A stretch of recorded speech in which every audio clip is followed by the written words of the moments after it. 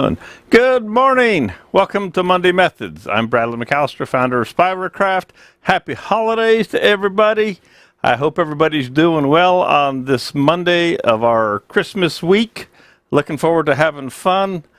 Think everything's all set in here. Let's see, I'm looking over at the screen. I got a spotlight hitting me in the eye today. A little rearrangement as usual. Let's see, Arthur's in here, Frank's in here, Joe's in here, Raymond's in here. All right, guys. I got my Santa hat on, looking good. I'm going to have to make an adjustment over on one of my monitors there. I got a cursor arrow right in the middle of everything. Good morning, Raymond. Good to see you. Let me walk over here real quick and move this arrow because this is going to drive me nuts off of the screen of this one computer real quick. That'll just drive me batty all day. I hope everybody is doing well. I'm assuming since nobody's screaming, you can't hear me, that the sound is coming through. You know, I change things on Thursday night when we do the Monday Methods Wood and Resin Turning Community. We do a live virtual meeting, and I kind of have to change the configuration around a little bit, and then I have to put it back and all that good stuff. So I always, I wonder, and I didn't test it because I was busy doing some other things at the last minute. Matter of fact, I was busy answering an email just a couple minutes ago. It was time to go. I said, but I got to answer this email. Customer service is important, so I was popping on that. And the other thing I think I'm going to do now is I'm reach down here and turn off my heater because I'll be warming up as I get to working. Looking forward to this project today. You can see it from the front. This is this piece of sycamore. One of these days, I swear I'm going to finish up the sycamore. I have it also kind of zoomed in today on the end camera over here. I thought I would go ahead and sometimes, I zoom it all the way out, but I thought I'd go ahead and kind of zoom it into where the work is going on when we're cutting, and I may change that. It gives you a little bit better shot of the detail that's going on, whether I'm getting it right or wrong, depending on how good my cutting is doing, things like that. So that's our end shot. Our overhead today, I've got it dialed in like this. You can see that the piece is, I threw my tape measure somewhere. It was about 1.25 inches to 1.5 inches thick when I started on it. So now here it looks like about the thin part. The point, it's roughly 3/4, a little less. And the thickest spot at the moment, because the left-hand side over here is not accurate. Good morning, Lan. And the thick part here is 1 inch on the top.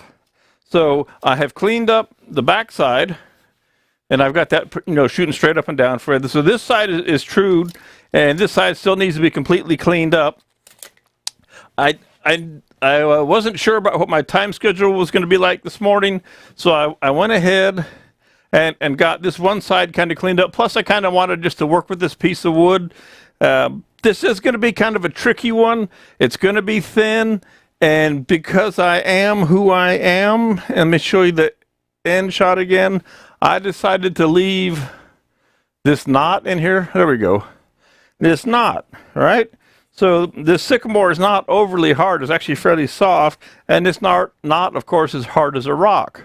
So it makes it a little bit harder to make the cut, but I always kind of enjoyed the challenge. And I was thinking about it this morning while I was drinking coffee and watching the morning entertainment, also known as the news. And I was thinking about how do I explain, why would I leave that knot in there? I'm just getting rid of the watch here real quick. Why would I bother to leave the knot in here? I could have cut around it, but I would have had a smaller piece.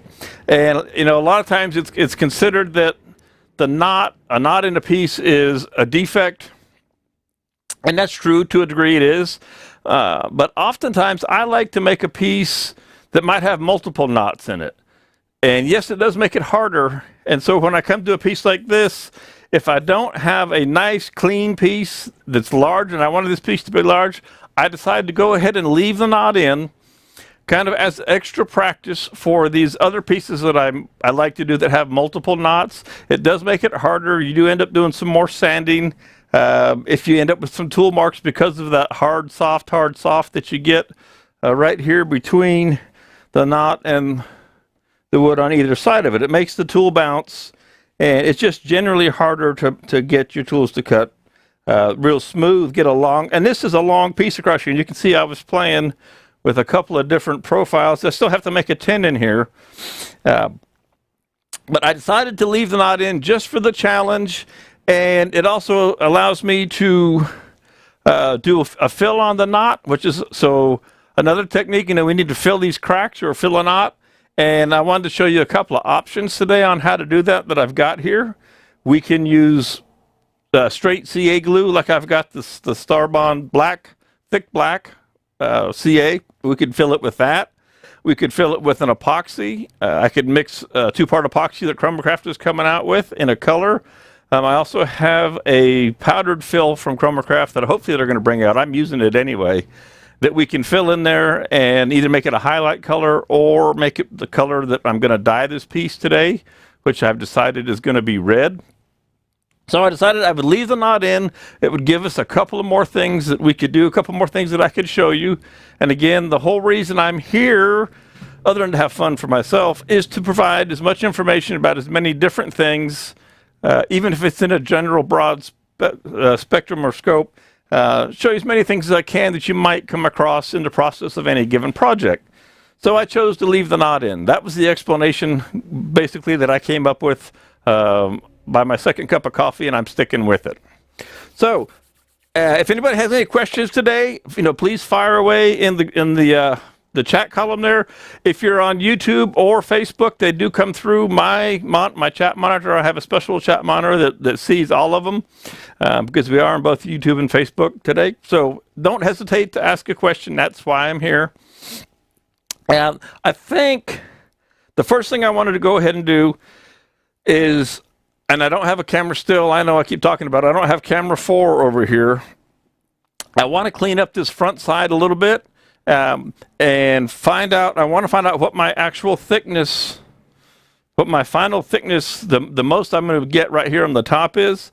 So I'm going to jump over and clean up this front side, not the whole thing, but just enough to get this edge established. All right? What are you saying about my hat there, Art? God put it there. Oh, God put it, I thought you said something about my hat. God put it there, and I'm okay with that. Most add beauty of the knots, yes. Dad, you love the hat. Should I bring it up to the house here for Christmas? Hat won't stay on here too much longer once I put the face shield on, but I couldn't resist a little Christmas cheer here on the Christmas week. So anyway, the first thing I'm going to do is I'm just going to bring my tool rest around here enough to clean up this face on the back side and establish this line, okay? So let me jump back up here so that you guys can enjoy my hat while I still have it on. I'm going to see if I can reach around the corner with the tool rest enough, or do I need to take this piece off? This piece, the blank was 22 by 18 or something like that. It is now 16 and right at 16 and an eighth, something like that. Let's see if I can reach around the corner here just enough to clean up this face. I won't have to unthread this, and I can't quite get enough. So what we're going to do is we'll pop this off of here, and we'll move the banjo over, pop it back on. I have it on a looks like a 2.5-inch faceplate. One thing about the faceplate, let me show you here in the overhead. And I've got the overhead zoomed in fairly well too. So don't pay attention to that fact that screw's missing right there. These are 1-inch screws, and that faceplate is about a 1/2 inch thick through here. So I've got about a 1/2 inch of screw going into the wood. And so here's my faceplate area over in here. Now I plan to, both on the bottom, get an angle where you can see both on the bottom, and then in the center, I was kind of planning to do a color in here. We're going to dye the surface, but I was going to do probably like a chroma gilt cream in here. And so I figured if I had screw holes when I was all said and done, I would just fill those, sand them smooth, and then we're going to put the Chromagilt cream over it so you would never see it anyway. So that wasn't an issue. Lorianne's popped in and says, Happy Holidays and Merry Christmas to you and Bridget and the family. Absolutely, thank you. Appreciate that, Lorianne. Hope you guys are doing well up there. Hope you're not shoveling snow. Get this out of the way. Go that way. So this is going to be a fun piece. It's going to be, I want to make it, how do I put this? I want to make it as thin as I can get away with in a reasonable amount of time. You can always make it super thin. Now, greenwood is a whole lot easier than when it's dry like this and going to be thin. But part of my whole idea with this piece today is this outer rim right in here is going to be my hoop strength, my bead. It's going to be bigger. It's going to be profiled round and add some strength to it.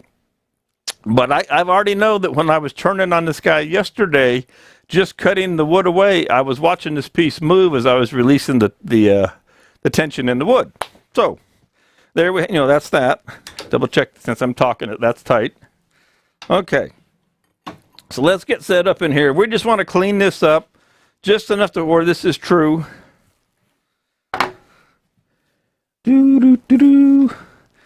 They were telling me, my folks were visiting and Bridget we were all watching TV and they were talking about my My mom says I've done it ever since I was a kid. I say it's means I'm having fun and or I'm nervous. Could be a little of both. Speed-wise here, this is turning pretty nicely. There's 800, 850. That's enough for what we're going to do right now, just to clean this up. Lorianne says it was 16 last week, only a small amount in the forecast. Okay, so the hat's got to go. We'll put it away, save it for Christmas with the family. I do have the new mask again, and I've got more on the way. They're in the system shipping right now. Excuse me. I did go ahead because if you remember last week, when I first got them in, I hadn't drilled the holes in this one yet. I have now drilled the holes. And that's what the email was about from a gentleman who's in a club with my dad. And I'm going to pop you on the overhead here. So here's how I drill the holes in these. Now, granted, that doesn't come with the holes. And the question was being asked, well, why doesn't the manufacturer put the holes in it in the first place? Even though the goggles are vented, it can kind of, you can kind of fog up sometimes. Hello, Daniel, or Dennis, excuse me. I got a light shining in my eye. It's also sold as a chemical splash shield. So there's no way that the manufacturer could put holes all in here and then sell it as a chemical splash shield, right? I drill 3 down the middle, 2 in either little quadrant, and then 3 down the side. And that is generally enough. And then this one is the one that now opens and closes, and so as I get used to it, I'll remember to open and close it as I talk today. All right, it's gonna take a little getting used to, because I'm just so used to not flipping it up. But I do love these because they go right over my glasses. The band has been greatly improved from the older models. I mean, my other one, wherever I've got it hiding right now, that I had Dad wearing the other day, I have been wearing for years. The exact same one, same lenses, everything. Haven't changed a thing, and you can change the lenses. But anyway, pops down, and so hopefully, I'll remember to pop it up so that my voice doesn't sound quite so muffled behind the screen. And it's great because if you want to take a sip of water, you don't have to take your whole face shield off. If you wanted to put on a respirator, an organic cartridge respirator, because you were going to spray lacquer like I'm going to later, anything like that, you can still keep your goggles on and yet still have access. So I think it's a wonderful idea. And so that's that for that. So what am I going to use this? Most of what I'm working with today is going to be my Carter & Son, my high-speed steel tools. But I'm going to just go ahead and grab an EasyWood tool here, just because it's easier to reach around this back side. I'm just trying to get it in the general shape. And so I want to take a light cut on it. And I did experiment yesterday between the carbide tools and I have to keep the tools super sharp. I sharpened everything. This wood you need a really light cut to be able to do this without starting to flex the wood. So I need things really sharp, and I was playing back and forth, and I was getting a better finish with the high-speed steel tools, and I was also, and I'll probably do it today, I'll hone them up with a diamond card just to keep them right on the razor edge as sharp as I can. And I'm going to move my controller over here so I can reach it just in case something was to go south. Make sure that everything is locked down. Flip down the face shield. New protocol. And let's go to the overhead for you. There you go. And I'm just going to come in here, and I'm standing as usual. I'm standing off to the side. So if I have a chip fly off of this, I'm nowhere close to it. I'm over here working. David's asking, is it comfortable with my glasses? The face shield? Absolutely. It goes right over these glasses. I do wear, more of a smaller, kind of a round style profile glasses. But absolutely, I don't even know that, it doesn't affect my glasses at all.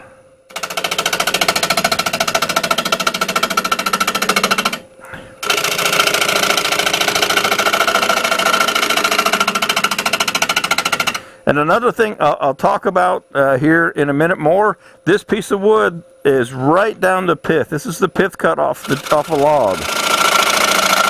So I'm doing a variety of things. I'm kind of doing what they say, and I'm one who always tells you don't use the pith, but I have in this piece.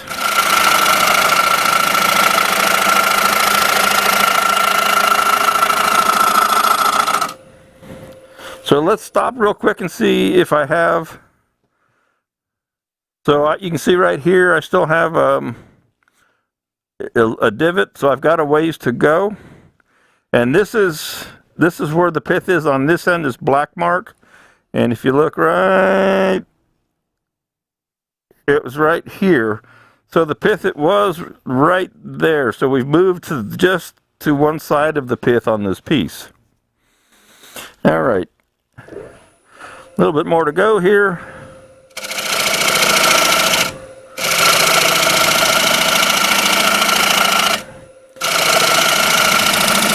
And there were some splits in the backside yesterday. I think I've turned most of those away.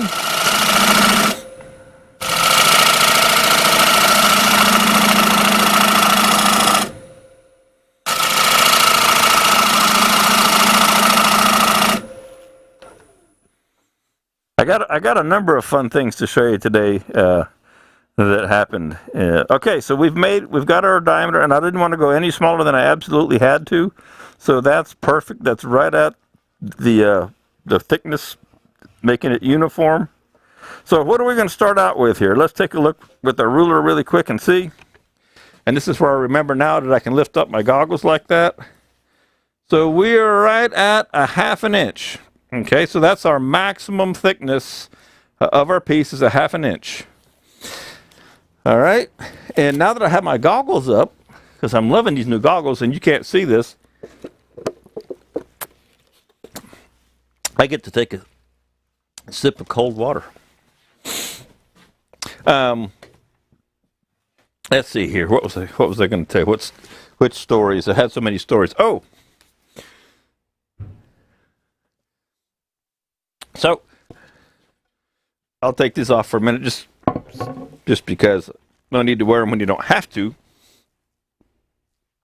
Here is another platter of that beautiful ambrosia maple that I have been showing. I put some on the other day. I'm not sure how it's looking in camera land out there, but this piece looks like a potato chip. Unfortunately, it's a beautiful piece of wood. I turned it green. I left it 1/2 inch thick. And obviously that was not enough. Now it'll make a nice piece as the potato chip. Again, let me go overhead for you just so you can see this piece of wood. It's really a pretty piece of wood. I was playing with stencils, butterflies, and the airbrush, different things. And I know I'm kind of zoomed in, but you get the idea. So this piece will never be flat. And it's about the same. It's a little bigger. It's probably 18 inches. But so that's what happens if you want to make a thin piece. Why do we have to start with it thicker? Remember, this piece was 1.5 inches when I started. So this piece was turned down to 1/2, and there's not enough wood left that is flat to make it where you could have a true, smooth, flat piece, which, you know, is a shame in some regards. And then again, a piece is kind of wonky is, well, that's all right. But I wanted to show you that. And then another thing before I forget, because I know I'll get to chugging along. Today, because this has got such a big surface, I was going to use a 5-inch.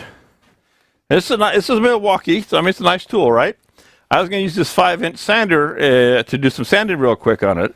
And I was just testing it before we started. I'm glad I did. This thing, I don't know, it's probably 4 years old, something like that. And I haven't used it a lot. I've used it, you know, some in the house. But look at what happened when I went and started using it. The rubber backing pad has gone completely to goo, to gum. And it started coming apart, and rubber chunks started flying out.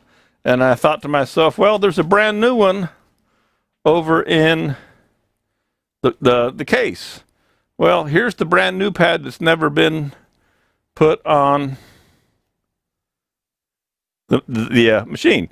So I'm glad that I found out instead of looking like I was crazy today. So that was a little disappointing, but those are the kind of things that you discover 15 minutes before you go live. That stuff just disintegrates on you.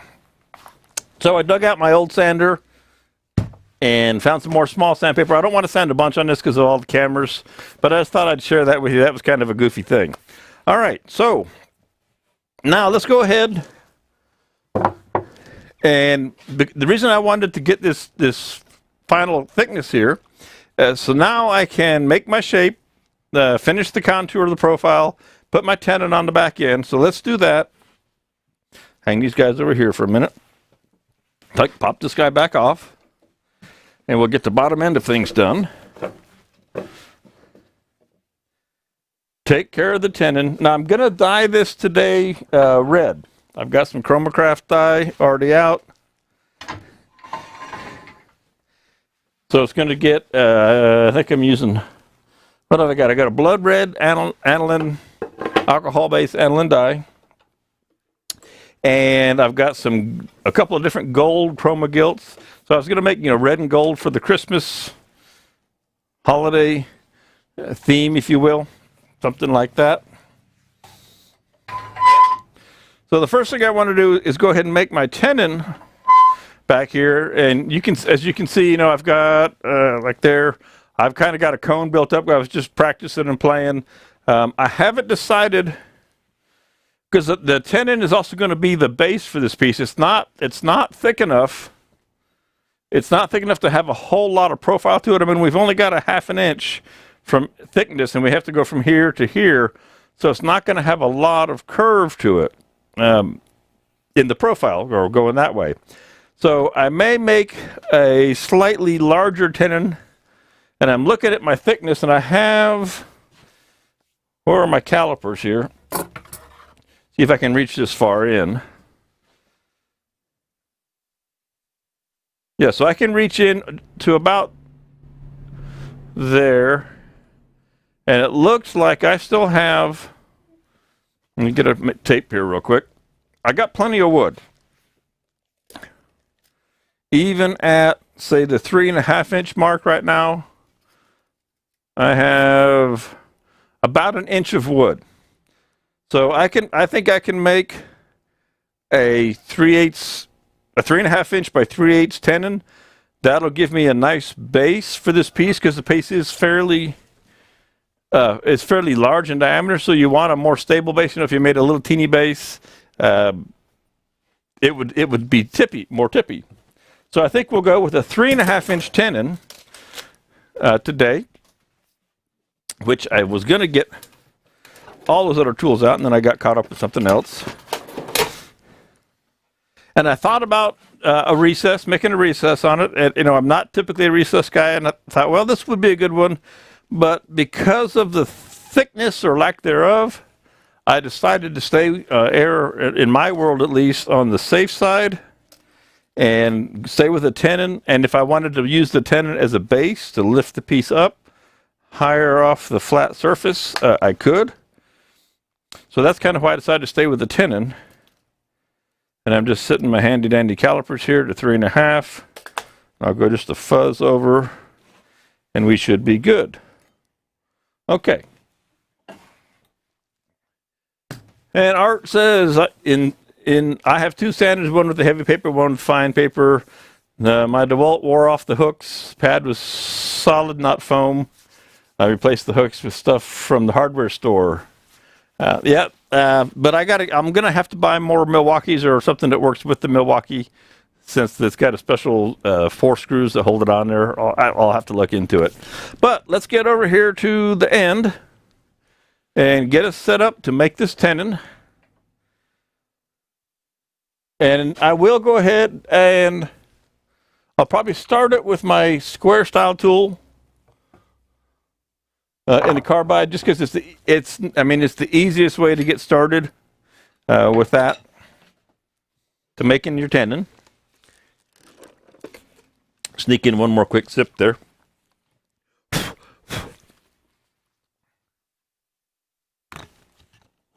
Okay.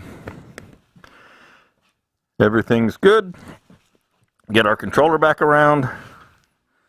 Over to here. Check that we're at center.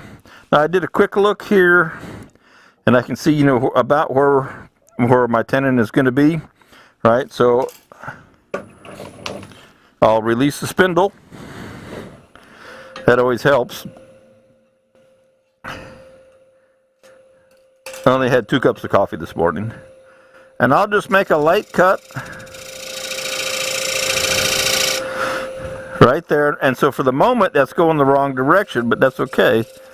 So there's my diameter. I should be real happy with that. Okay. Hopefully that stays clear enough to where you can see. And here we go. Let's see.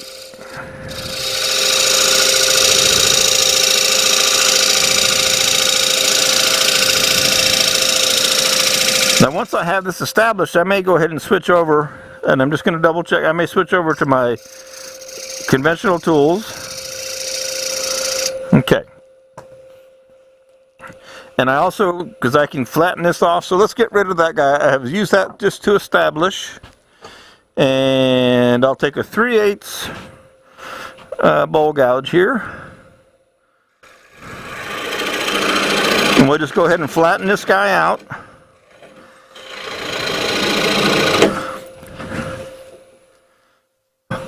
Hopefully that's looking pretty clear to you.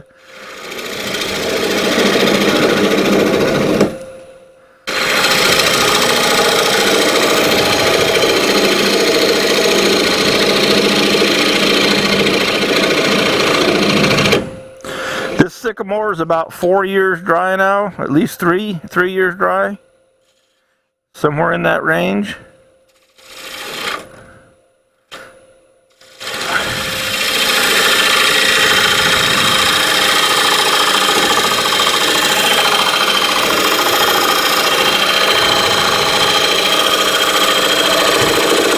Fred's here. Scott Taylor's here.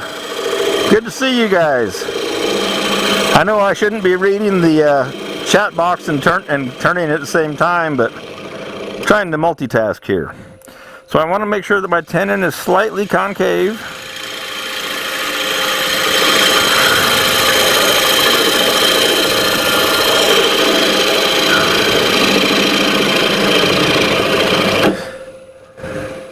Okay.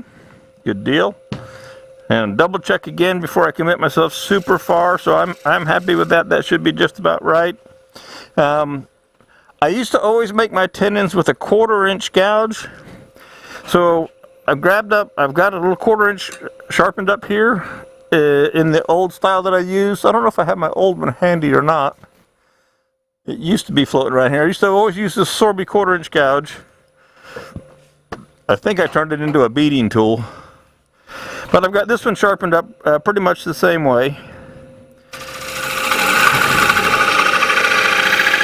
And what you might notice is that I have, oh, I see it buffering. I have a kind of a swept back edge there. So it's a long grind on a 1/4" tool. I don't know what'll make that show up the best. And so it gives me a nice flat corner so I can work right into the corner on my tenons.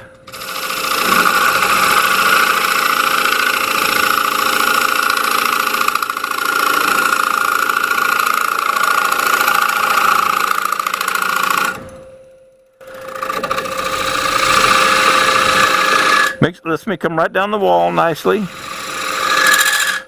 Okay. Now, I've got that pretty well established. I'm getting a little bit of vibration there, so I'm going to come back with my slightly larger tool. I'm going to stop and lower this tool wrist just a fuzz.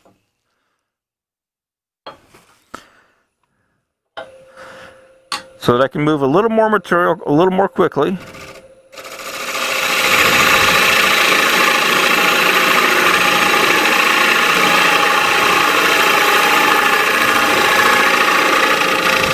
Again, all I need is 3/8 of an inch.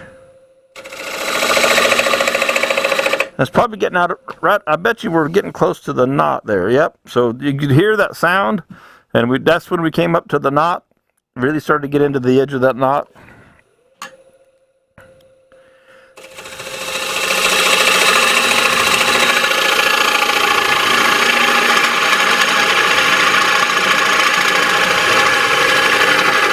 Okay, switch back to my little 1/4". I'm going to make a dovetail tenon here as it is. But what I like about this little 1/4" gouge is I can come in, and because I have the top flattened out, I can actually make sure, just kind of like a little scrape and cut. I can put that flat wing right there and make sure that I have a nice flat shoulder. I can also come back and cut right in and then roll that tip right into the corner there. Okay? So right here I've got the bevel just kind of right in on that flat where I want my chuck jaws to sit, so that I know I have a nice section for my jaws to sit on. Because we definitely want a nice flat surface for our jaws to sit on there. I could use my 1/4" gouge. I haven't done the dovetail with this in a long time. I have to be go left-handed a little bit or not. It is easier with the little pointed carbide tools, but we'll stay in the conventional tools today. You can't quite see it in the overhead. I'm in my own way here. You know, why fight it when you've got the tools that make it easy? You just grab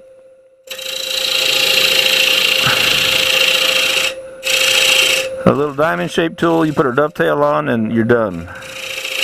Okay? Just that quick. Why fuss with it? Okay, so I want to have my bead out here be larger than the taper. So I'm going to start the taper from the inside to the outside. This is my 1/2 inch roll bead that I'm going to make, let's say.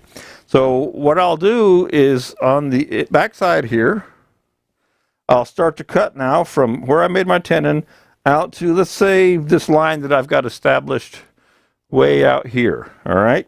And so I'm going to leave this, and there's a knot right there, which makes life even more interesting. I'm going to leave this here to make my bead. So I will taper now from in here all the way in out to this point.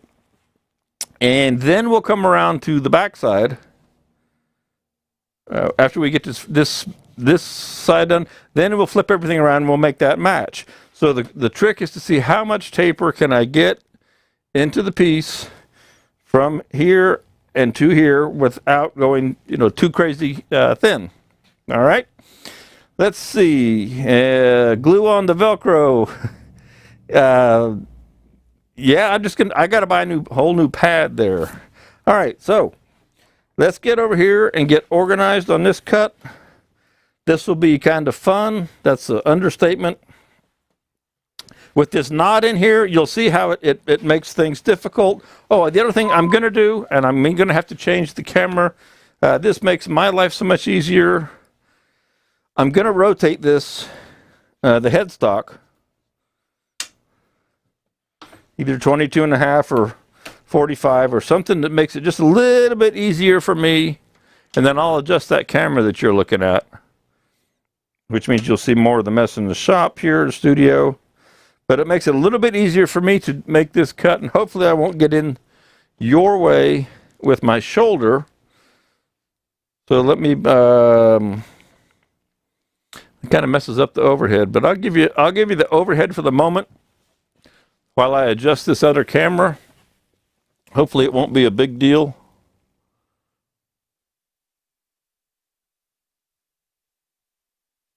Because with the way the cameras are set up, if I don't turn it, I really end up putting my shoulder and my head right in the way. And I'll zoom this in again because I've turned it away a little bit. Hopefully this will work for you.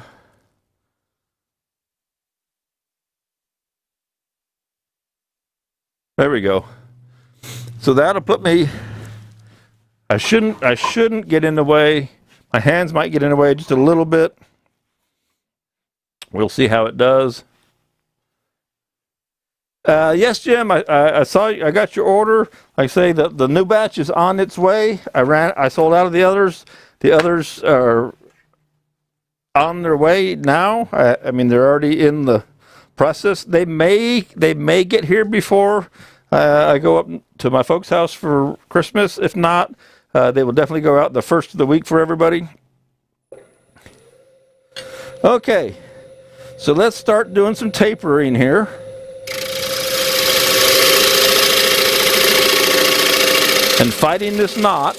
Oh, I was going to change camera for you guys. My bad. But I'll change it back and forth because it's good for you to see how the angle of the tool is working as well. And that looks like you can just barely see that with the tool wrist in there. I may have to adjust that. Yeah, we're going to run out. My bad. Let me adjust that now that I have the tool wrist as a reference. Let me make another adjustment there on this camera so you can see better. Now that I should have thought of that before. There we go. It's not perfect, but I think it'll do the trick. And so, like I say, I'll try and keep my hands out of the way as much as possible.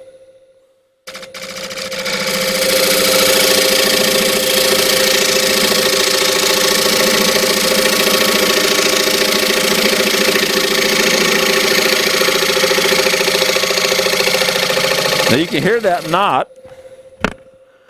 You can hear the knot making a lot of noise.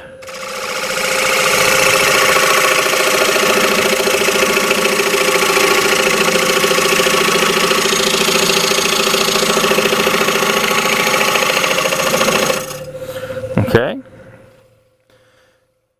And all I'm going to want is just enough taper, and I can go the opposite direction. Although I don't get as clean a cut. But sometimes it helps you to know where to go to. And then you can come back.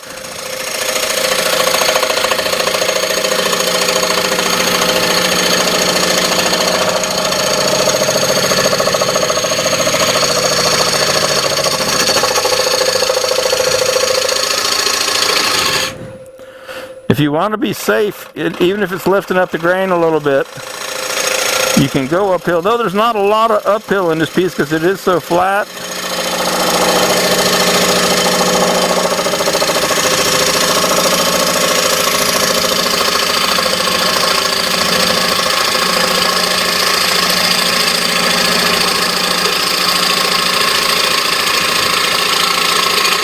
And what I'll do is just let this feather up. You see how it's nice, slow, steady feed rate? I lifted the tool right there just a little bit. We'll clean this up. And again, right here is where I want to leave for my tenon to sit on. Now I have to come over here and start looking at the taper, and this is going to be a tough one to measure because it's hard to tell. Because I have the outer edge here, and it's hard to see how much taper I have there. The other thing I like about this mask is when you flip it up, because if your nose is running on a cool day like this, you can get your Kleenex out and you don't have to take your mask all the way off. Okay. Another cut from the inside now.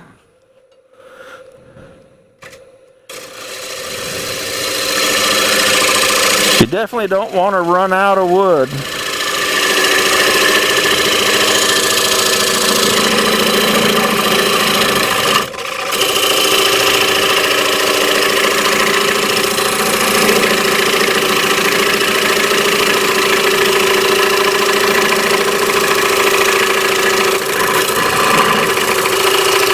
Right in the middle of that knot now.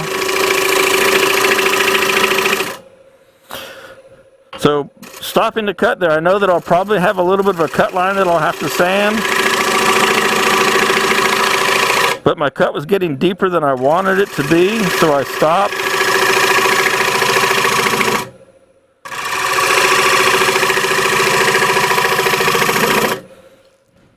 Because I want to check this taper that I've got going here. I want it to be ever so slight. And remember, I can use this as my base. So once I'm all done, and I know you can barely see this, I can profile this into the base for me. Making sure that I haven't taken too much wood out of this, or that I'm not taking too much wood.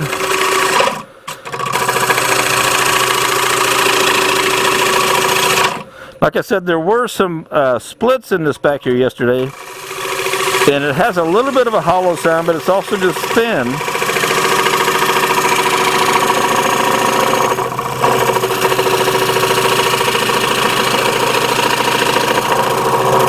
Try and keep those chips out of your line of sight there.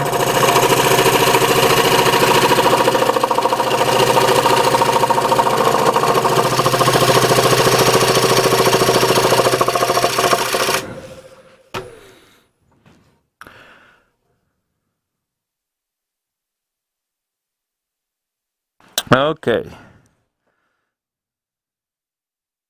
I may have to take my goggles completely off. And looking at how I can judge this, because I have to make sure, that my bead doesn't get, the bead is small enough that it's not bigger than the base. And so what I'm doing is just, I need a straight edge, and I don't know where my favorite straight edge is.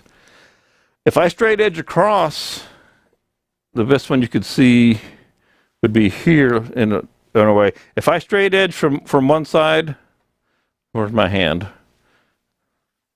Like so, if I take a straight edge, it's but just above the tenon there.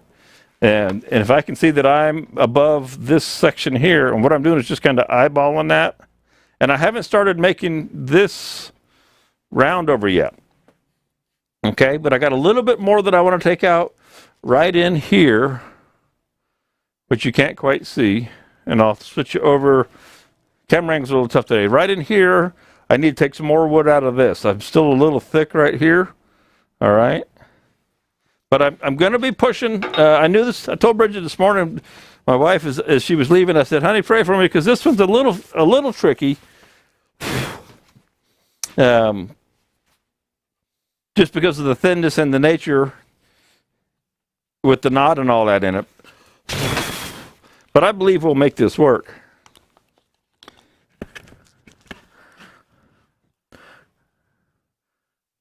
It will be thin. That's for sure. But that was the goal.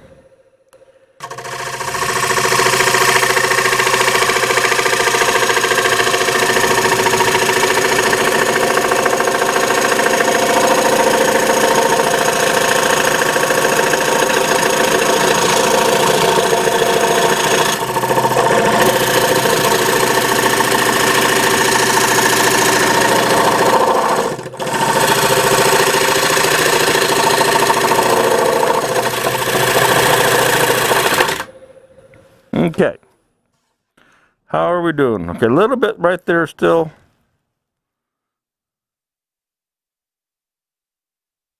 I'm going to switch over to a lighter tool.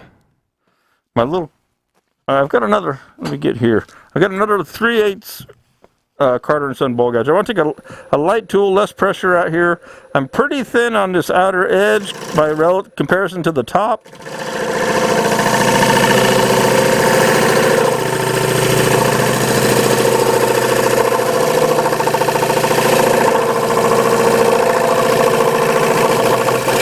Okay.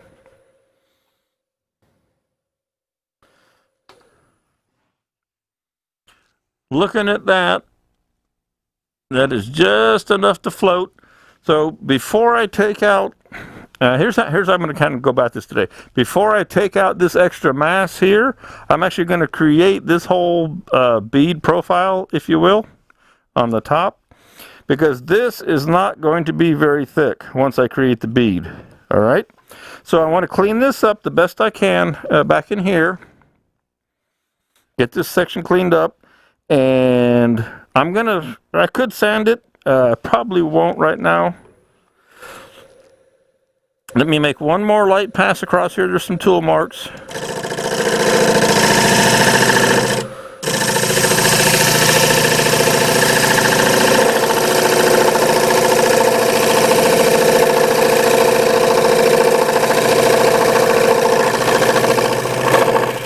Okay. And you have to be careful that you don't come up and hit that wall right in here. So now let's start working on this corner. And that being said, I believe I can go ahead and turn this back around. So what I'll do is I'll just jump to here. And I'm going to turn this back around where everything goes back to normal. Like so. See how handy that is? You flip this guy right up. You're all good. And you'll just see me reaching over here and adjusting this camera a little bit.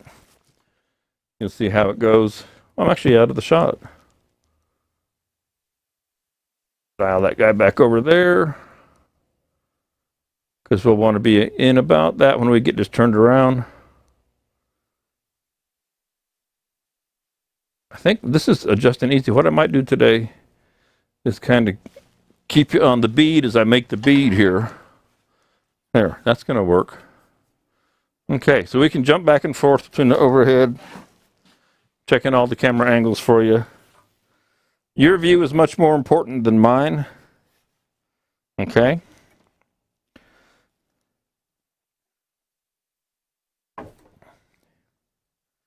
So I'm kind of setting up. Now, this is one of those goofy ones. To me, the easiest way to make this round profile really is with a round style tool. Hey, Jeff Peters is in here. Good morning. And Mike's in here. Good morning from and top of the season to y'all. Mark Thompson's still on the overhead shot. Yeah, it looks like that was a little while ago. Hope Mike and Pete, or Mike and Jeff, I hope you guys are doing well. I'm out here having a ball trying to make a wafer. So let's take, just for starters, let's take a round carbide cutter. And I'm going to show you, let's see what's going to look good in here. We'll start with the overhead. And I'm just going to very gently kind of take a look at this.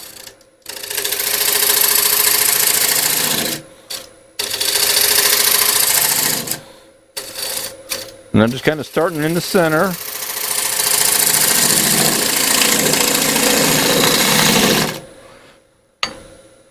And then I'll switch cameras here for you in a second. Now I got to tell you, I've never actually made one just like this before, which is the part I love about my job.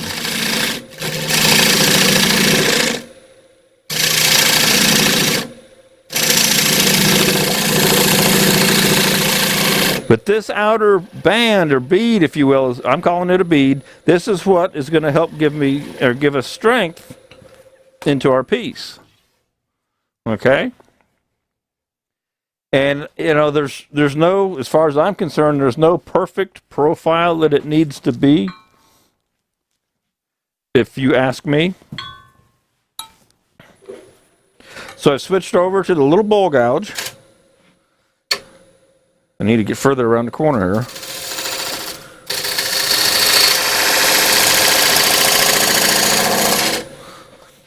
And it's tricky not to drag to it's tricky not to drag the heel.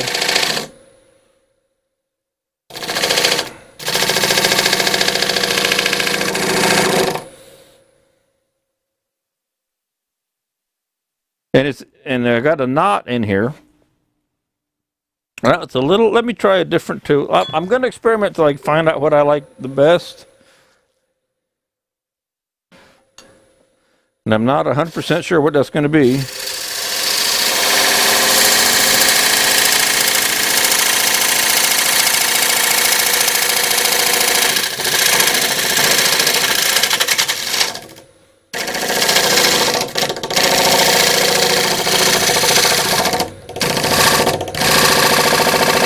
A knot right in there. So, and I got a knot edge right in here. Okay.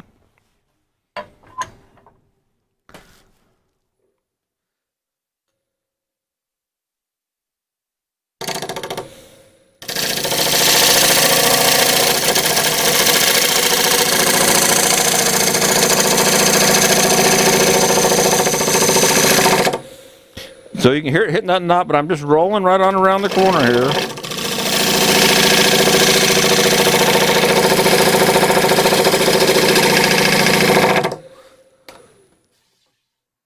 And that knot, of course, it had to be perfectly placed, and that knot is actually opened up. It's got a void in it, of course.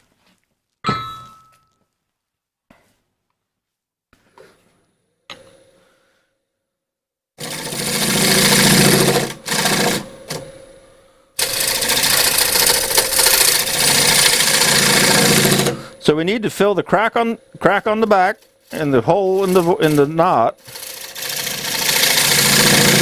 before we move forward. So I think we should go ahead and do that now. Now you may notice I've taken away the sharp profile. You know, I had it coming rolling around, and I've kind of smoothed that off and blended that back in a little bit. And I'll go a little bit more.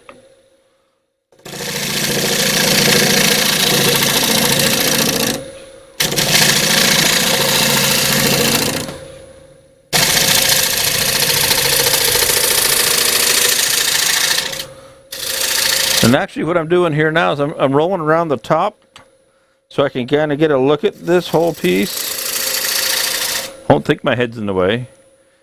Don't think. So I can eyeball this whole bead here.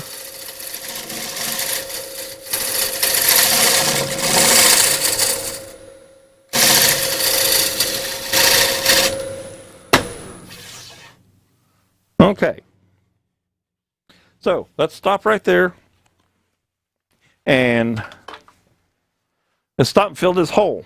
All right, now like I said, we've got a couple different ways, and we've got a crack in the back and a hole to fill. All right, so let's turn this guy over, get it flat, and we'll take care of that situation. We'll see how this shows up in the overhead. I might be able to set this piece. Don's asking, do I use the negative rate carbide inserts? I do, Don. I use them on the resin work. I don't use them on the wood. They're not very aggressive, and I'm too impatient for them. So I tend to use them almost always exclusively in the resin. Not 100%, but most of the time. So here's a knot we're going to, or this open knot that we're going to fill. And here's the cracks in that knot. So like I said, I've got a couple choices here.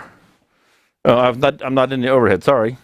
This is the knot we've got to fill the cracks in, right in here. And then this is the knot hole that's right in my bead that I made there, right on the edge, okay? And I do have I've got some Starbond black medium. If I wanted to use black, it does fill nice for that. If we wanted to have that, I could also mix up, and I've got them over here. Now they're not in retail packaging, and it would take too long, so I'm not going to use this. But I'm looking for a red. If I have it in red, I have gold pearl and gold, blue, turquoise. Well, and you may have seen me use this before. A new two-part epoxy. It's 1-to-1, and so you can just make a little teeny bit. But I don't want metallic blue on this because we're going to dye this red. So what I think I'm going to do today is another product that hopefully my friends over there at Chromacraft will come out with soon. This is a fill powder, and it's in the red color, and I know I'm going to dye this red. So I'm just going to take a little bit of this, and I'm going to pack it right in the hole there. Okay. Now I haven't sealed this or anything. I'm gonna actually seal this today, and let me show you what I'm going to do here. I'm going to actually seal this with lacquer, a spray of lacquer. So I'm just going to take this powder, put it on here, and work it into the cracks.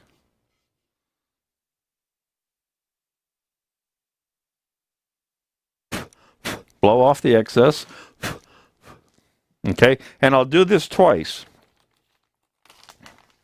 And I'll take some medium. I think I've got medium right here. That's thin, but I'm pretty sure I have some medium. But I'll work with the thin. It's handy. And this is a Starbond thin. There you go. When I look at two monitors, I get confused. And I'm just going to go ahead and let that go right in there. And again, we're going to dye this with a blood red. So this is, as far as I'm concerned, this is not structural. This is purely cosmetic. And we'll let that soak in. Now the beauty is, unless I'm really in a hurry, this doesn't need any accelerator. I can just put it in and it will harden on its own.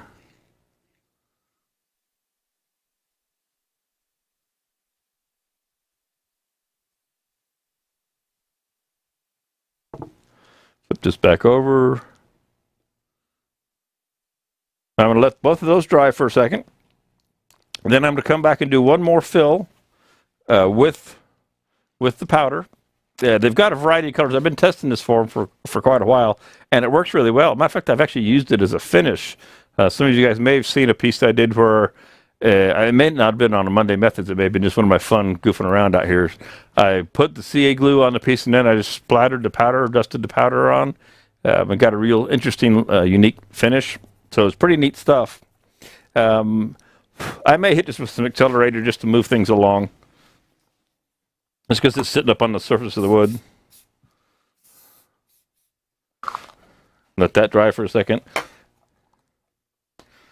And I wish I could find my straight edge, but what I'm doing is I'm looking across here, and this will be great because this edge, this leading edge here is just proud of the base that I've got right here. You can see I'm looking and watching myself in the replay there. So that will do the trick. And if I need to use more base here for lift, well, that's why I like to use the tenon. I still can blend that tenon in and give myself a little more lift if I so decide. All right, make sure that's all set up. Okay. A little more powder, and this time I'll just leave it in the front camera. A little bit right there in that. Come over here. A little bit to that. Doesn't take much. Magic pixie dust. Work it down into all the cracks.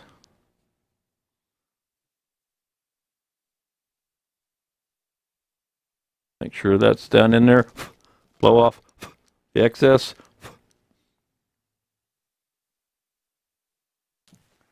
One more quick dribble of glue.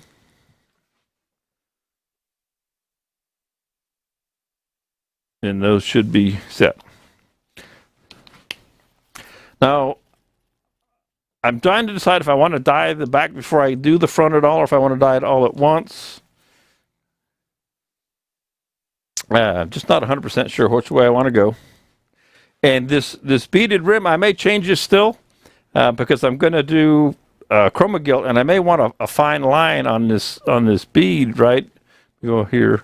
I may want a fine line to define this to have the chroma gilt color stop and the dye start.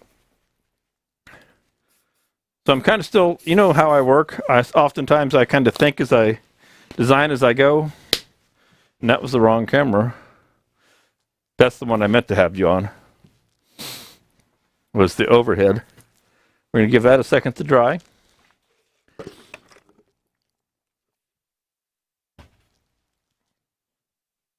And what I think I'll do, I think I will come back and make a defining line in the back here.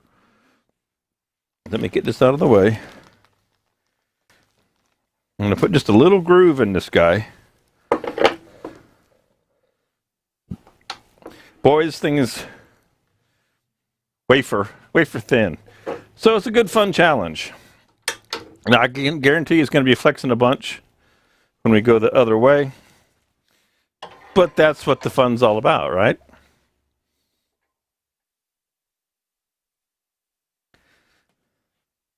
And I'm going to think about how I want to define this back corner now.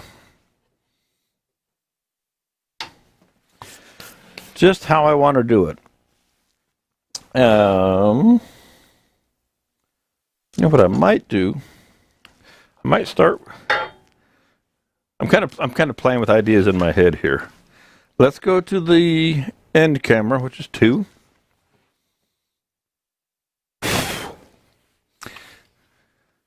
Get the goggles back on.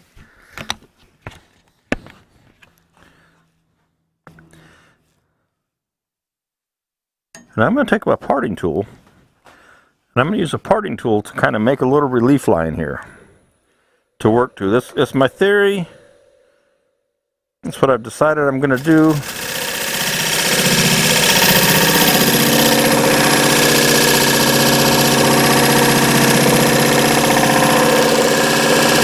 I mean, you can hear the flex in this guy. It's, you know, it's quite thin up there.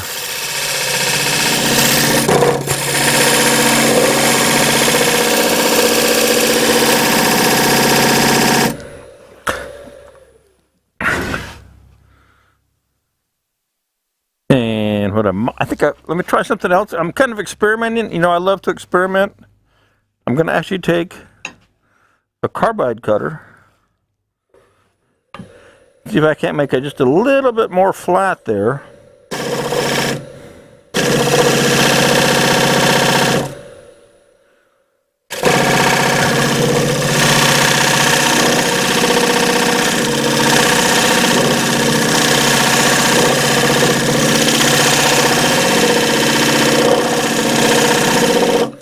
And what this does is it gives me a crisp line right here. You can see how I cut away. Let me bring this around. So you can see how I cut away on the CA glue there. This gives me a crisp line for my dye to come up to and my gilt color, chroma gilt color to go down to. So I have a defined line there.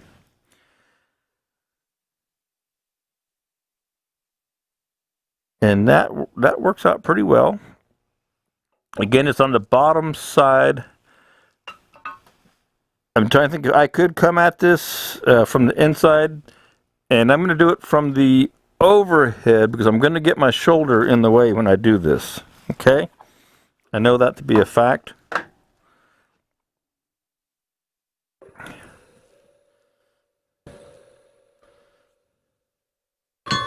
And I'm going to take a little 3/8. Of course, I'm making my own shadow here. I want to see if I can't clean up this last little section.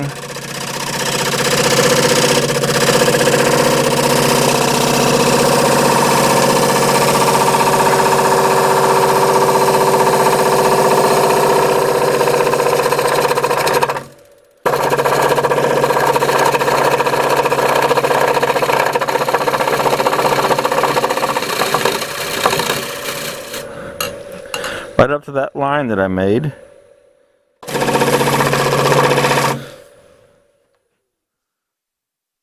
Okay, that cleaned that up a lot. I still have my line, so I have a little double. I know it's hard for you to see, especially in the overhead.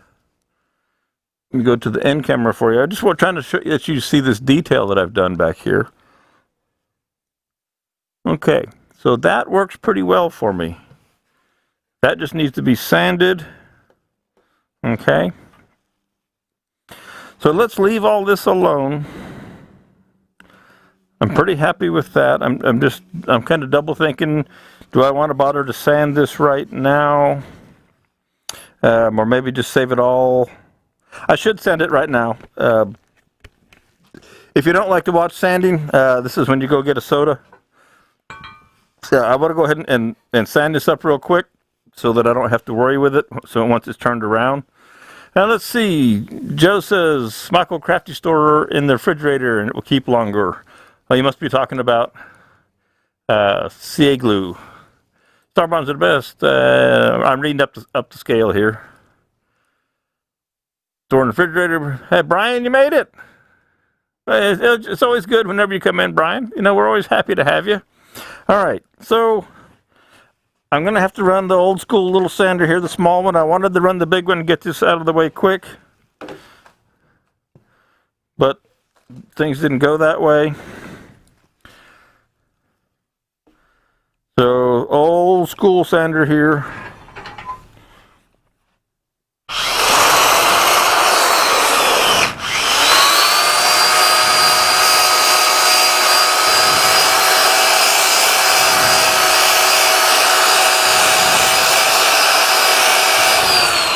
Knock that back.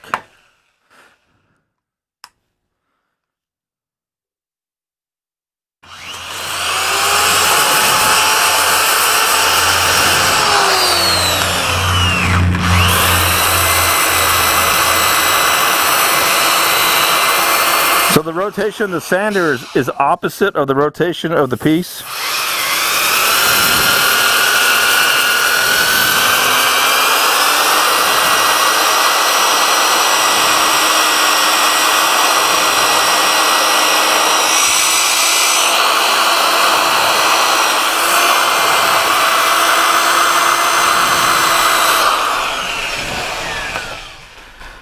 Okay. And that is it's 180. I'll do a little bit more.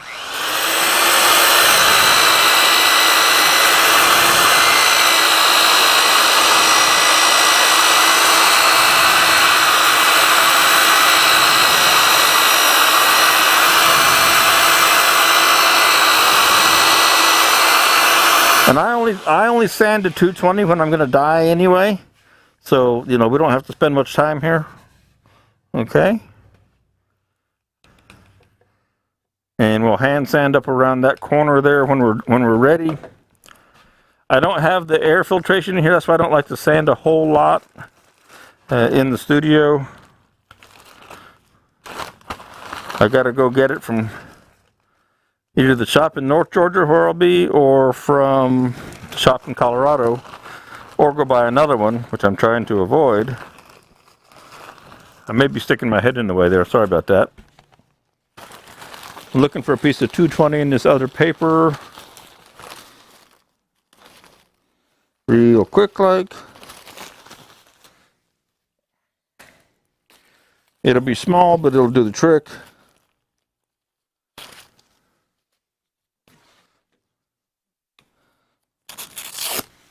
Save that for later.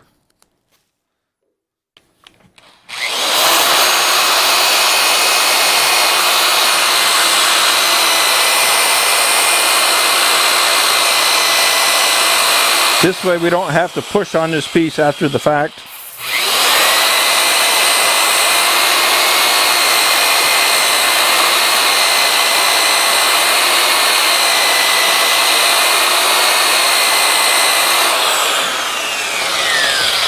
And now since that's 2" on a 3",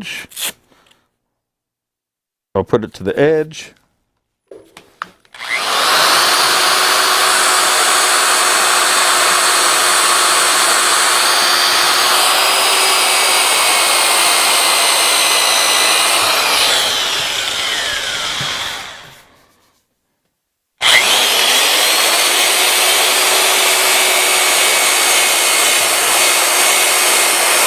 Again, I don't want to spend a long time sanding on this.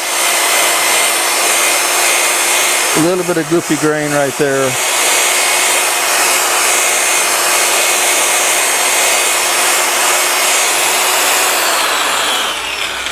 Okay. That's enough sanding for me and dust for me. Not a fan of dust, especially in here. All right. We're happy with that. See, because now I have to clean my glasses. All right, let's turn this guy around and get it in the chuck and just see how exciting this is going to be. I say it is going to be nice and thin. It's looking good. Looks, you know, it's doing its trick. Again, you can see if I hold this just right, just how little lift there is. I don't know if you can see that or not. It does just lift proud. So we'll get the faceplate off of here, get it into a chuck.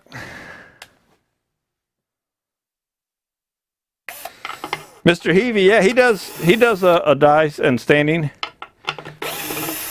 I think Jim, most of the time, I don't know if he's always working with pigmented dyes or pigmented stains. I think he does a lot.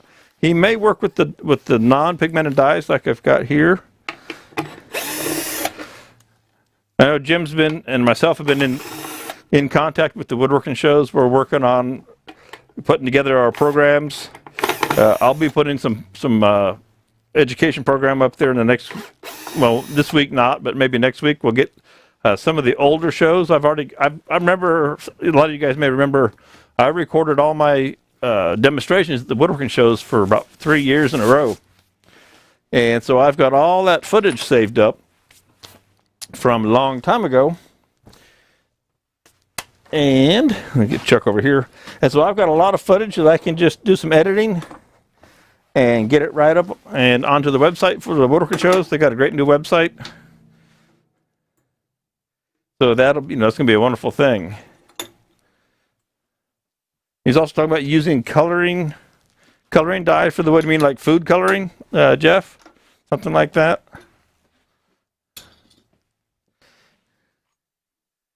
And grab my 3-inch jaws. 3.5 inch, excuse me. And let go. One thing about the Easy Chuck, you can change the jaws so quick. That is its most unique feature. That and the zoom ring here.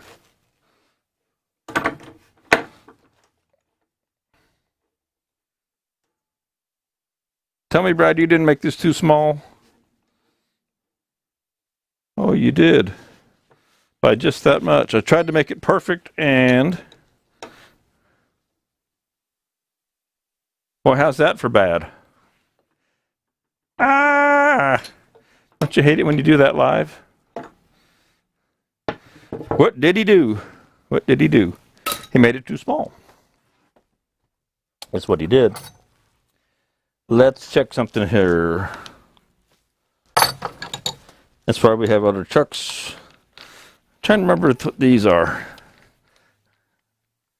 This is my Nova Titan. These may be 3s, and that other one's 3.5. Oh yeah. Okay. So the Easy Wood Chuck works great when you use the right size tenon for the jaws that you have that go with it. And when you don't, you reach into the bag and you grab another chuck to cover yourself. Nobody else has ever done that before, though, have they?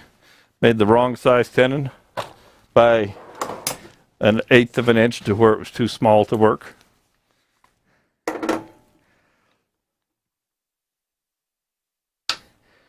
Not a problem. Do. This is the one that I have to do this. Because I don't have a spanner wrench for it. Not perfect, but hey, it'll do the trick. And now these go the opposite direction of everything in my world. but it will do what I need.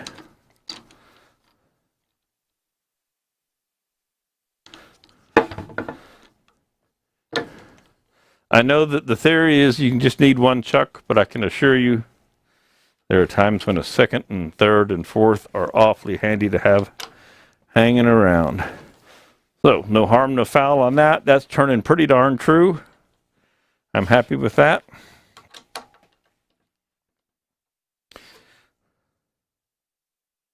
Yes. So I'm going to let these crush in. Again, this wood, the sycamore is not a real hard wood. And so I'm going to let that crush while I clean my glasses. And I'll give you a shot of the rough end, and I'm going to adjust that camera for you again. But let me get my glasses cleaned off after that sanding.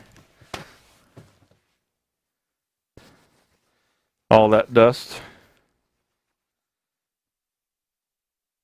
While I'm cleaning things off, anybody got any kind of special questions? Like I say, I'm just kind of de-dusting here.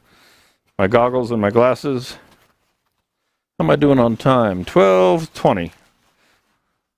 We'll take all the time we need.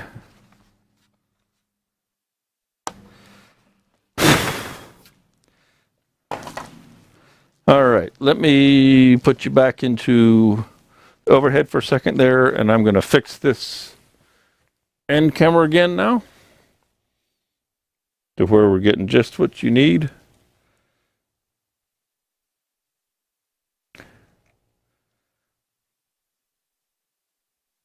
That should show you just about everything from the middle to the outer edge.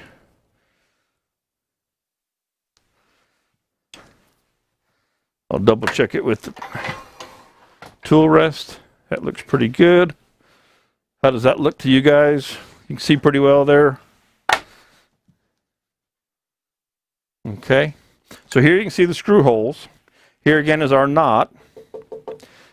Big divot there. Like I said, this guy is going to be fairly thin. That's kind of an understatement. It's not paper thin. Don't get me wrong. I'm not using a light, but because it's such a flat plane, that's the biggest thing about this project is, you know, a bowl has natural strength in the hoop strength in the walls and the shape of the bowl. This is essentially flat. With just going to have a little bit of dish on the inside. So it doesn't have a whole lot of strength to keep from flexing, which is what makes it so tricky to do.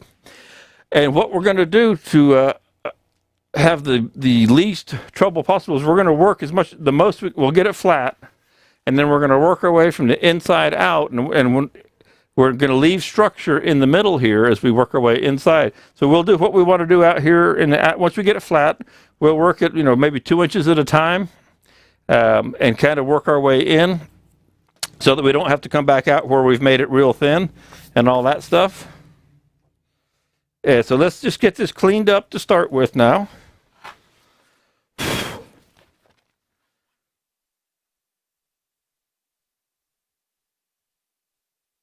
Mike says, Micah, I'm going to buy my first lathe next week. What is the first tool you would buy to go with it? First tool, and I'm not trying to say, well, the first thing I'd make sure is I have safety protection, a face shield. It's not really a tool, but it is absolutely necessary. First tool depends on what type of turning you're going to do. Are you going to be doing spindle turning, or are you going to be making bowls? Big difference there. If you're going to be spindle turning, a spindle roughing gouge and a spindle gouge would be your first tool or tools. If you're going to be turning bowls, a bowl gouge, middle of the road, 3/8, ½ inch, something like that, would be if you could only get one tool. If you're going to go in the carbide world, I would probably get just a round style tool, round cutter tool, if I was only going to buy one tool. So it depends on what style of turning you're going to be doing it first. And guys out there, jump in. I see there's about a dozen or so folks. Jump in and help answer that question while I'm turning on this, and see if we can get some more information about what that first style is going to be. That'll help you determine what tool to get first. You're going to end up buying one or two, probably two tools to get rolling. So let's see what the folks here can fill in on that. Depends on if you're going to make chair leg spindles, pens, or you're going to be making little bowls and vases and little vessels, or big, whatever it might be. So let's fill in that blank, and then we can answer that question for sure. All right, gang? All right, let's see here. Let's go to the end camera.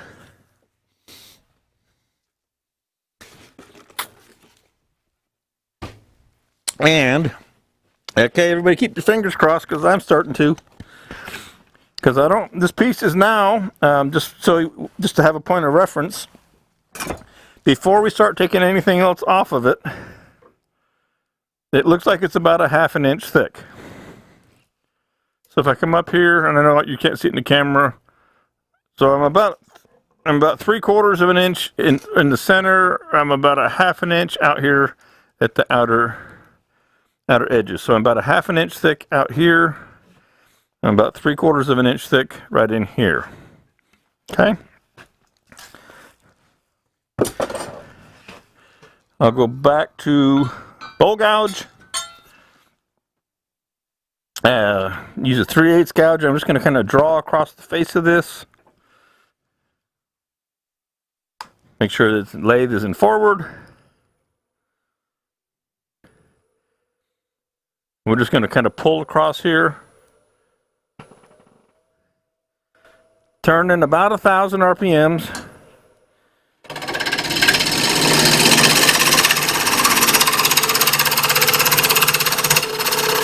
And all I want to do is clean up this face.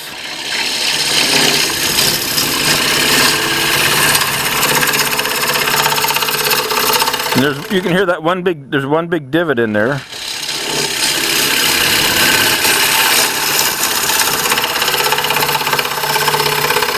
Especially it's right out there by the edge. You know, and I should be using, actually, I've got a bigger tool that I'm not going to use for finish fine work. I'm taking the edge off of one of my other smaller tools. So this is a 5/8 gouge.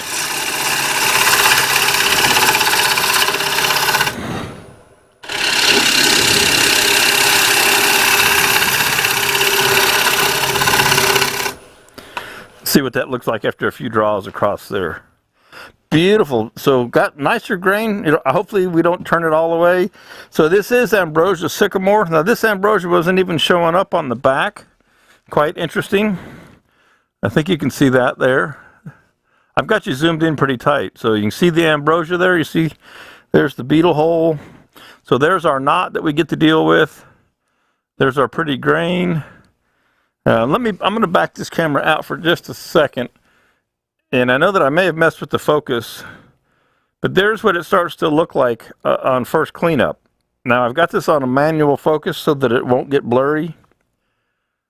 And I may reset that, but I was zoomed in pretty close before. Pull this back in. Come on, can't get my finger to work up there. Oh, there we go. I don't want to make you dizzy. Seasick. Trying to see if that is in focus. That's still in pretty good focus. Let me check it with my hand up here. Because the cameras have a hard time on manual staying in focus. Okay. Good deal.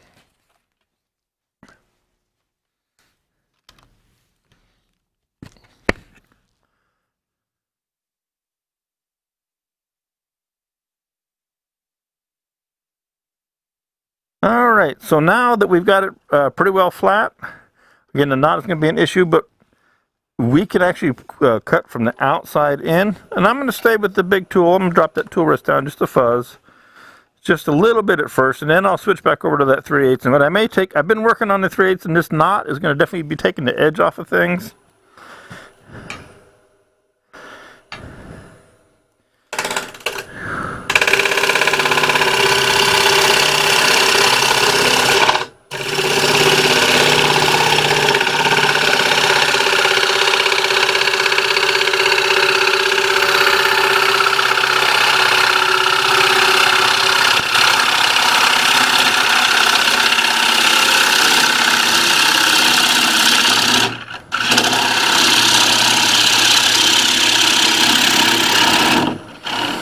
Okay. I think I'll take one more pass with the bigger tool, then I'm going to tune up.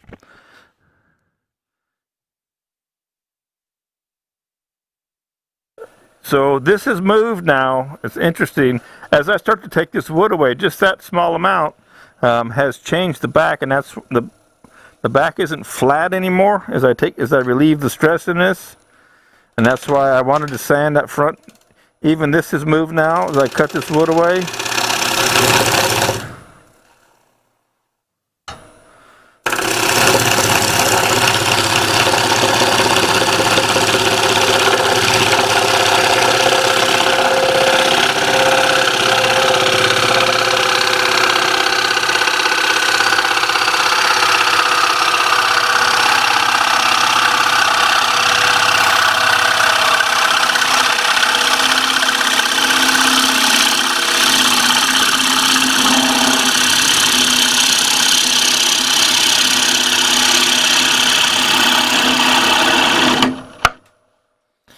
So that was a quite interesting pop. I don't know that you heard that, but and it wasn't when I cut through here, but just as I got there, some tension just released in this wood and it went pop. I don't know if you guys could hear that or not. Kind of scary, to be quite honest, based on how thin this is and the way the grain runs. Remember, as I said, this piece is the pith is literally, let's see if I can find it. The pith was right, right about where my finger is here. This is right out of, and wood on either side of the pith. This is called getting every ounce of wood out of the tree that you can. All right, so now I'm going to start. Oh, there's the crack, there's the pop. All right, so one of the things I talk about a lot is this is the perfect time to address this. We'll see how this goes here. And if you've been with me at the woodworking shows, you've heard me talk about this 100 times, if I've ever said it once. Always listen to what's going on in the work, in the wood. If you are wearing, and I get in trouble for this one sometimes, but I'm going to stand behind it just for this reason. If you're wearing ear protection, it's important that we protect our hearing. Absolutely, completely, 100% agree. But if I had on hearing protection, if I had on ear muffs, or if I was wearing earbuds and playing music, I would have never heard that pop. Okay? If I hadn't heard that pop, I wouldn't know to look for the crack that I now see in this piece. So I wouldn't know that this piece is compromised because I couldn't hear it. So I love my music. I've got a big speaker right over there. I don't play music when I'm turning. I want to hear everything that's going on. And I'm as tuned in as to anything when I'm turning wood, especially a piece that's fragile, that's thin, that has a grain that could, the piece could break for a variety of reasons. I had seen cracks in this before. So I heard that pop, and that pop was loud. Art says that he heard it. And I'm looking at it here, and I don't know that it'll show up in the camera.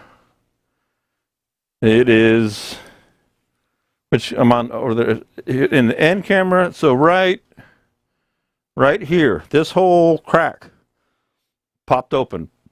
Okay, and from the top, I don't think you'll be able to see it. And so that's going to be an issue because it's going to affect how this piece turns. So we're going to go ahead and we're going to fill this. Again, even though I'm not a fan of super glue, especially not a fan of super glue from a structural standpoint, but from a cosmetic standpoint, I don't mind. This is a bit structural in this particular case, and I don't want to take the piece. Let's see how this is going to work. I don't want to take the piece out of the chuck, but I do want to take the chuck off the lathe. See if we can get that bar won't quite go in there. And I don't have anything. I'm going to have to figure this one out. Something to pop this guy loose. Let's see what I can come up with. Because there is no spanner wrench for this. This doesn't have that on it. And I got a ball socket for that. And I doubt that I can turn this and get it to come loose. Oh, I can. Never mind. It wasn't that tight. Could have been a little bit tighter. So we're gonna glue this crack up. And we might as well fill in the I'm gonna go to the overhead here for you. Let me put my piece of wood up here real quick. I've got a little piece of wood down here that helps when I've got stuff up on the bed. If I hadn't caught that crack, I probably would break this piece for sure. So the crack is right here. There's my knot that I need to fill anyway. All right. So I'm just kind of looking at this. And what's going to happen is that's going to move around. It's going to come and go. And again, this piece is going to be dyed red. So the crack, I'm just going to put some CA glue into it for the first time. I am going to go ahead and fill this knot, even though we'll probably turn it away and have to do it again.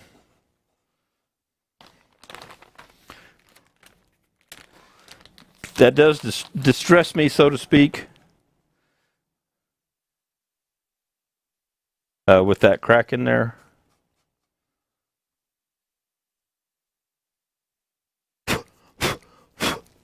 So what I'm going to do is I am going to run some thin down in the crack, which is, well, you can see it there, okay. And you'll see it run down in there.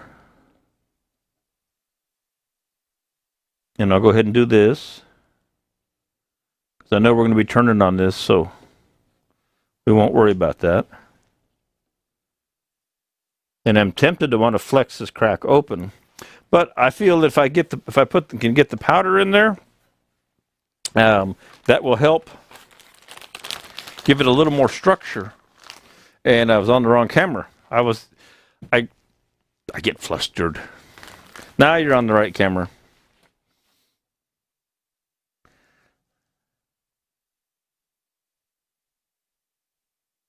The glue may have filled that from the top.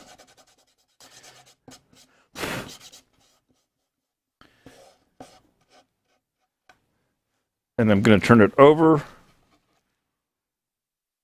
And I'm at least going to come in from the end here.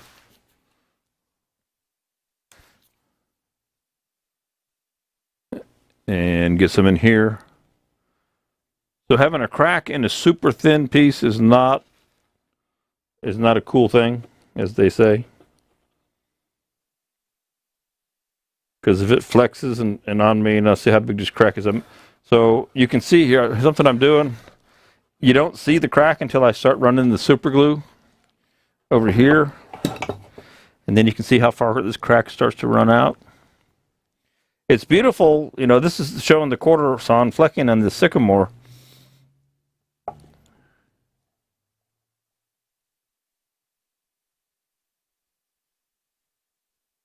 And I've already sanded that backside, but that's what it is. It is what it is, as they say on that one.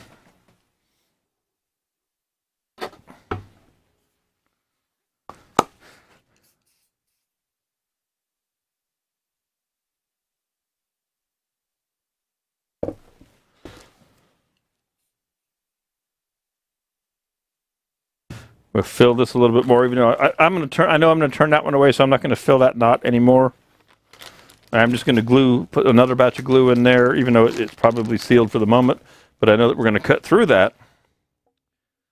Make sure this doesn't run out. I mean, if I had my druthers and I had the time, I would prefer to fill that with epoxy. I'd mix up a little bit of that epoxy real quick, but it still takes an hour or two for that epoxy to set. And I would much rather glue that together with epoxy than the super glue. But I'll let that soak in there. And then now we're just going to have to be extra super careful on the piece. So we'll just be going lightly.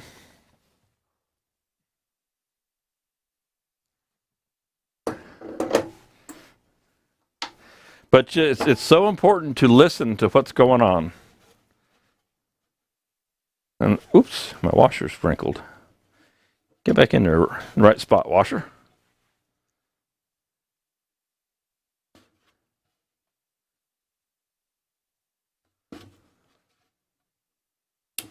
There we go.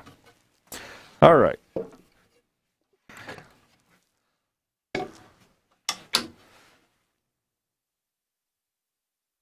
Since that doesn't snug up a lot, let's see, there's no screws. This is, I don't know where I got this tightened.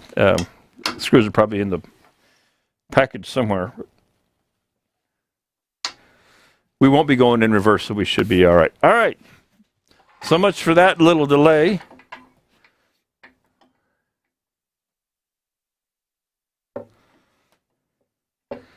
Let's get back to work here. We'll go back to the end camera. And turn with, is the word trepidation? I'll get in trouble for saying the wrong word.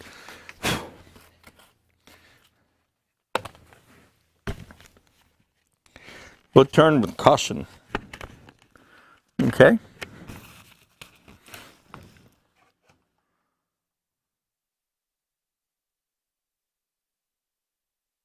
And so, like I said, that was the piece was moving.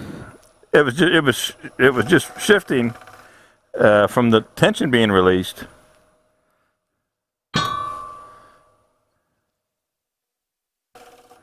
And then it just went ahead and popped.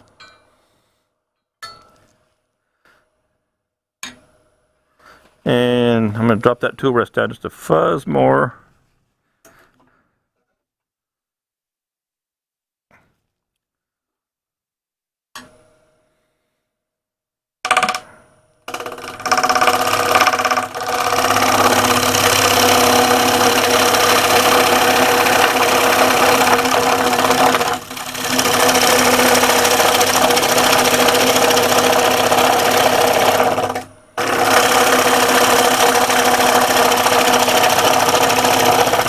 So I'm going to go about 2 inches.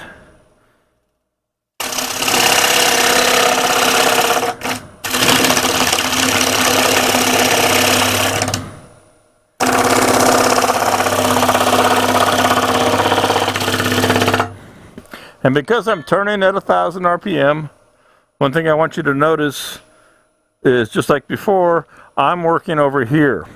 So because this is so thin, and it's turning 1,000 RPMs. If it's the brake, I don't want to be standing over here or even like this. I'm going to work over here, make sure I'm out of the way. I would rather sand a little bit if I had to, more than get hit, even though I have on my wonderful safety goggles. So always stay out of the way when there's a question.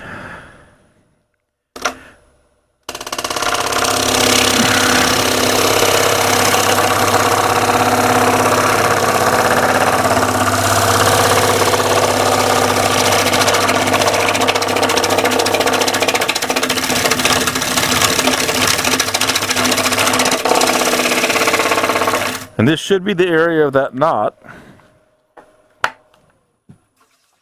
Yeah, we're getting right into the knot there. Okay. So I'm happy with that thickness right there. I just need to smooth this up. I've got some tool marks in it. Don't know if we got penetration there, but at least we have it glued together out here in our band. I'm actually going to turn this up a little bit. I don't know, it's moving so much.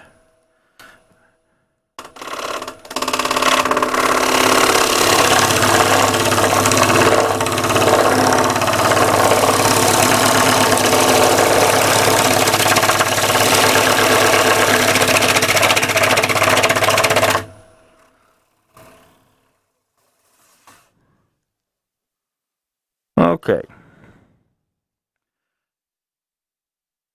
Yep, it's got a lot of flex in it, and I knew it would, and that's why I'm getting some of that bumping. So what we're going to try and do is try something else here.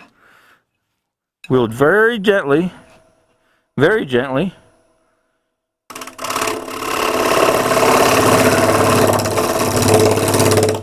see if we can't flatten that down with a little bowl scraper.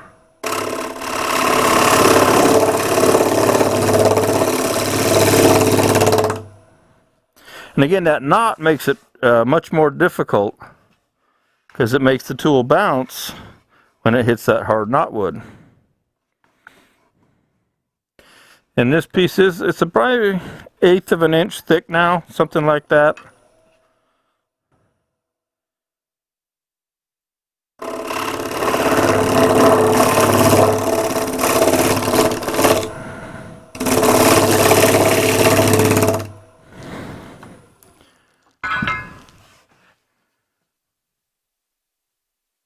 Just out of curiosity, let's see here what we've got going on. And you can't quite see those. So I'll put it in the overhead.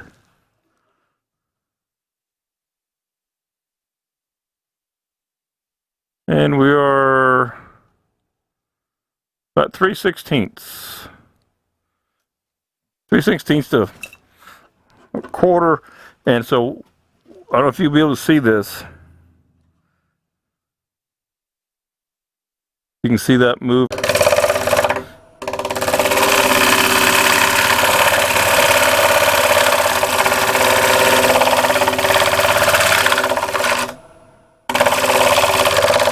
Because I wanted to make it more challenging for myself.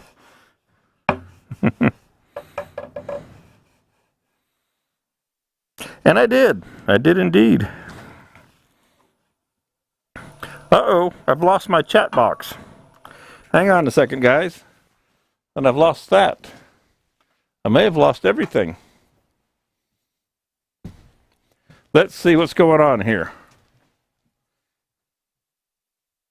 What happened to... So the stream is still there. It says. Looks like we're there. Okay. Looks like at least Facebook is having trouble.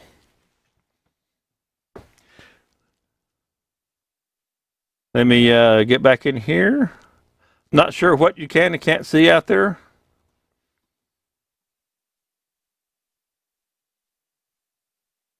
Because I can't see your comments. Because I've got black screens all around me. Other than in my encoder software.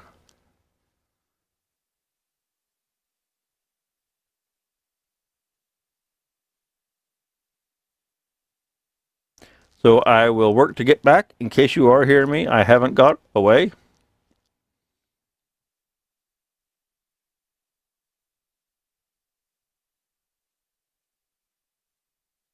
Let's see what's going on.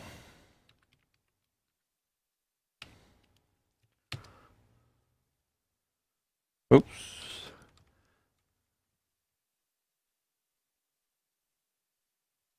Don't you love live?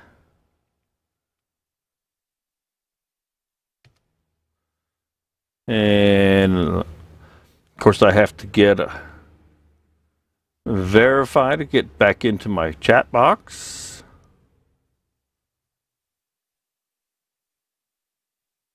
And see what we got. So the last thing I'm seeing is Jeff said he went back to work.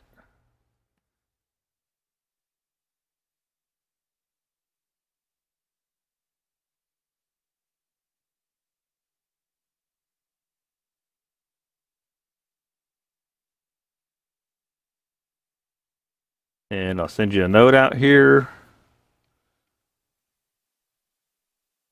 asking if we're coming through now. We'll send that, and then we'll check our other feeds. I don't know, like I say, what we got going on here. Looks like it's stalled in Facebook land.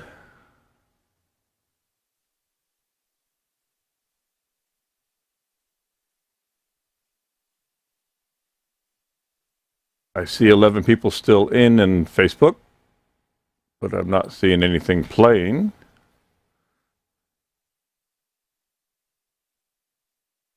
Hopefully it will refresh here soon. So you hear me, but no pic. I see that now, Lan. It looks like I might be. Okay, so it looks like I'm starting to come back. Holy cow, who knows what that was? Ain't no telling. Hard knowing on a strange day. Gotta love live productions. That's all there is to it.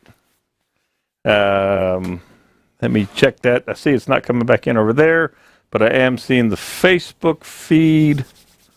Let me check one more thing back here real quick again. By the way, let me go here. I am here, and looks like you're showing on Facebook. May not be in the YouTube world. But let me check my over here. It should be okay. Well, it looks like everything in theory is working. We're about out of time anyway. Maybe that was a sign that I was supposed to leave because it's almost noon. Again, okay, and on Facebook. So Facebook's looking good. I'm not sure. I'm not seeing things coming up over here in my chat column. I can only see on Facebook.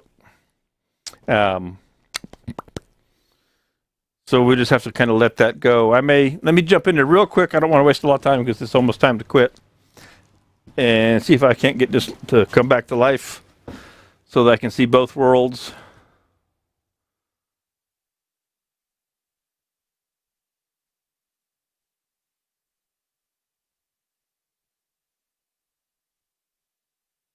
I'm just popping a hello in there. So something went wrong. Try reloading the page. Reload the page. I'm talking to myself over in the control room. You pop another hello in there. All right. In theory, I should be able to see all my stuff again, in theory. But you know how that works. You do what you can do. You get yourself back here, and you hope for the best. At least I know I can see. Well, I see my question or my response in Facebook and on my controller or my chat box. So we'll continue on. We're getting a lot of flex. This guy is super flexible, so it's really pushing my limits here. But we will keep on working at it a little bit more. Again, it's 12:54. It's almost 1. I'm getting, like I said, I'm getting a lot of flex, and I knew that was kind of the whole idea of this project was to see if we could take something right from the center core and utilizing even a bead here on the outside and make it plate thin, literally, and how much issue we would have with the flex and the turning. And we are having some flex without a doubt. But we're gonna go a little bit more here. Worst case scenario, not the one that wants to do this, would be I would take it next door if I had to, and we would just do the sanding that we need to do to finish it out. But nobody wants to sand that much, I can guarantee you. So let's get back to the end camera. Now this is I just know this is going to flex. You can just hear it bouncing and flexing here. But I will do what I can to make that cut across there. This is ultra light as I possibly can. But I'm bouncing on the knot.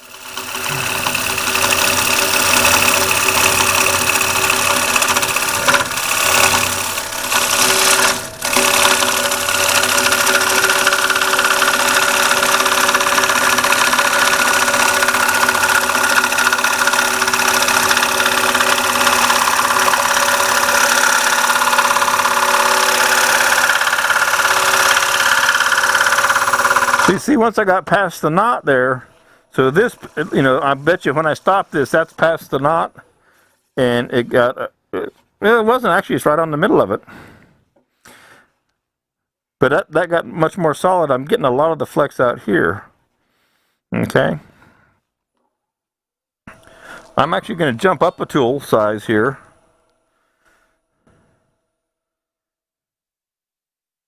just to see what happens.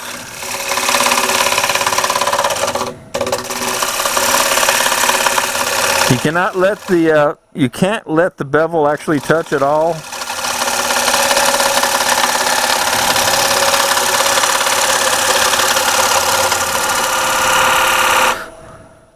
So now this out here has moved a ton.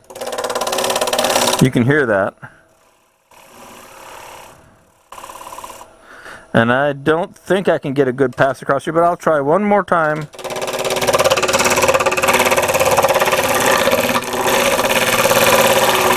And I'm really just trying to get tool marks out that I could sand out.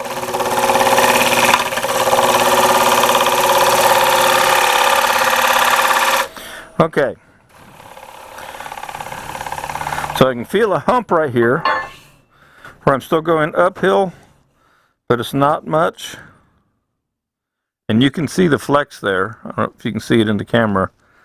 If I go overhead now, I know you can see the flex that I have in the piece. So that's how flexible the piece is. So that's why the cut has to be super light. Okay. And that's why we're not going to do any more turning out here. We'll just have to fix that up with the sander. As we get closer to the center, obviously it's going to get stiffer and life is going to get better.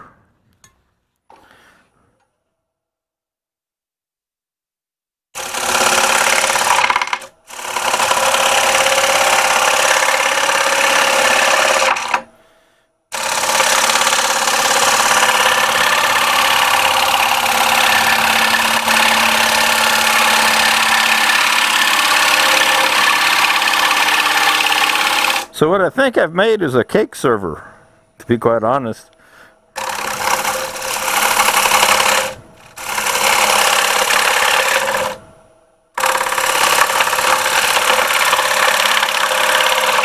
So, you know how oftentimes I talk about practicing finish cuts when you're working on something that's that thick?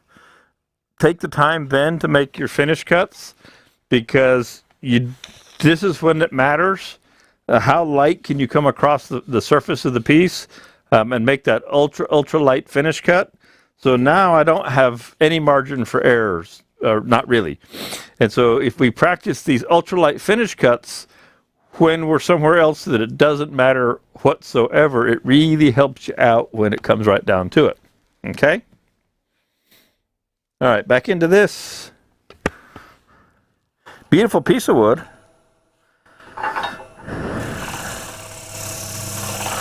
I've got a little hump right in here that I'm going to try to get out, but I've got so much movement going on, I'm not sure if I'll be able to get it out the way I want to. Right in through here. And it's not a lot.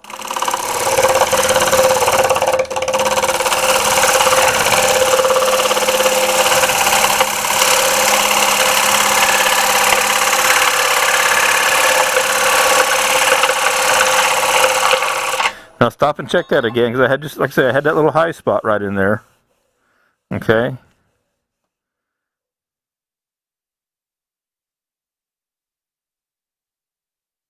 It's amazing what your fingers can feel. I've got a high spot right in here. I don't know if I dare attempt it or not. We'll see what happens. I mean, I know I'm going to dare attempt it. I'm not sure what the ramifications will be.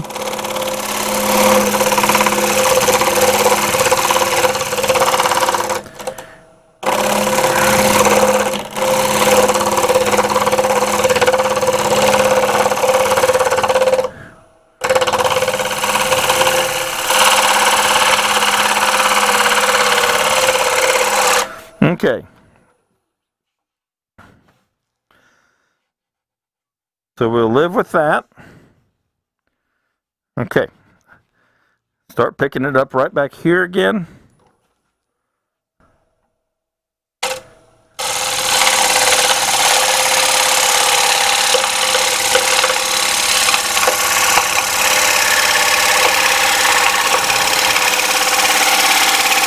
A lot of noises going on in this little guy. Okay, but for the most part, we have succeeded Now we're back to, we're into an area that has some material in it. So that's going to be what it's going to be. That'll have to get sanded smooth, so we won't get. We'll put color on the back before we end today, just so you get to see some dye.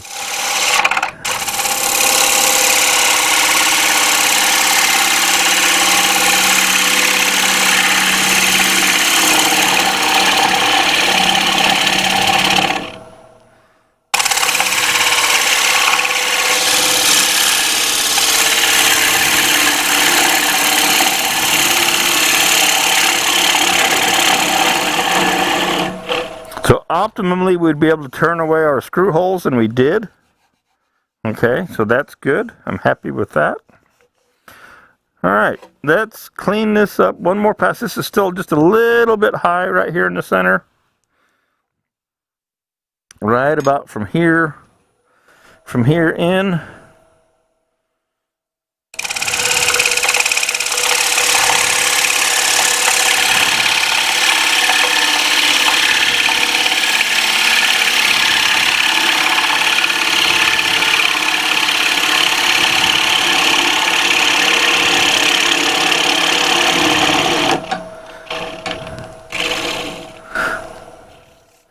Okay. Overall, I'm quite pleased. It's got plenty of flex out there. It gets stiff right about here. I'm looking here.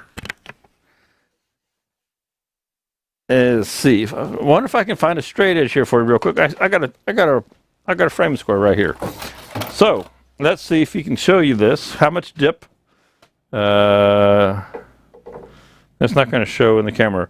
But looking here, I have about 1/4 of an inch drop. Let me see if I can do this. If I can find some way to show you this. Just enough. You can see the shadow area right in here. So I've got about 1/4 of an inch drop from the center, from the edge out to the down to the center. So everything does slope down like we want it to. So that worked out. I'm going to back this camera out so you can see the whole piece now. Beautiful piece of wood. Absolutely gorgeous piece of wood.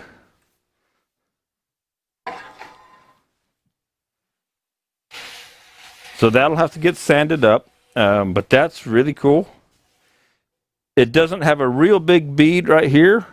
Let's do that. Let's put a little. Now it's going to be iffy. I should have done it earlier, but I wasn't thinking super clearly because I had that crack. And I don't need, actually, no, I'm going to think about that. I'm going to rethink. I don't need to put that other bead up there. I'm just going to leave that top flat and leave the bead on the back side. Okay? I think that's what we're going to do. All right, so this is just going to get sanded in the future. We're not going to turn this anymore. So I'm going to take it out of the chuck.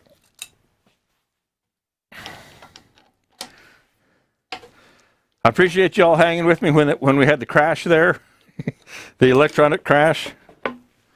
I mean, this thing weighs nothing. It's a couple of ounces. You can see it's fun. It's challenging. It's difficult because of the flex.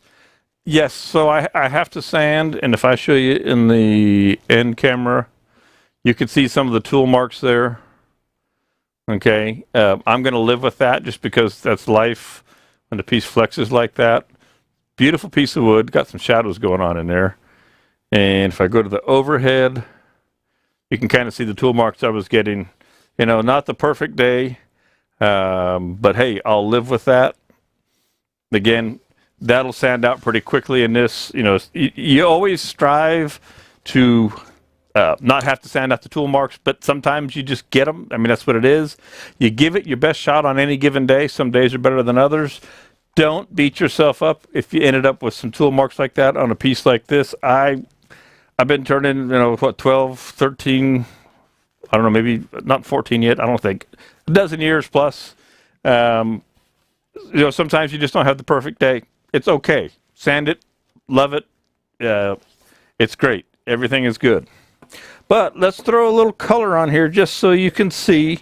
We'll sand that real quick. Let me get this chuck out of here. out of the way.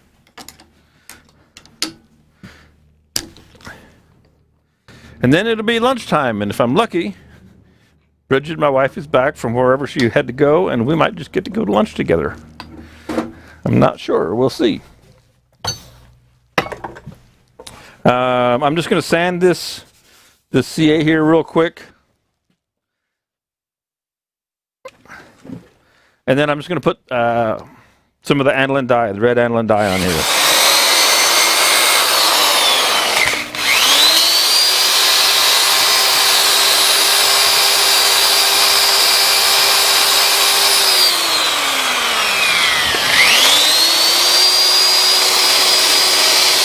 And if it's not perfect, you know, I'll come back and sand it again after the fact. I'll put it on here. I'll take it next door to the other lathe where it's not with all the cameras and sand it up. So I'm just going to hand sand this edge a little bit real quick here. Again, this is 220. Just kind of running over this. There's probably going to be some tool marks pop up in this just because I'm going quick now. But again, I'll take it over to the other machine and sand it with the sander, get it all nice and flat and smooth.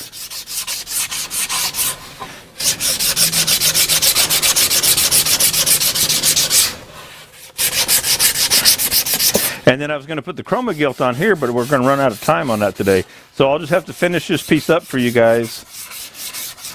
I will put, I'm going to sand enough of this so I can put a little bit of gilt on just so you can see the color difference that I'm looking for. So I'll do a little bit. Again, I don't want to take up your entire day.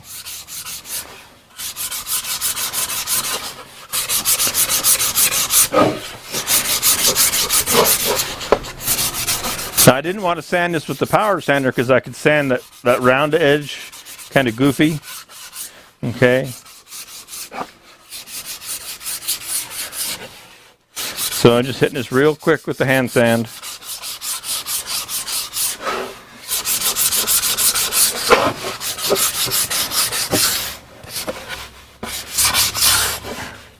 It's a long way around this thing.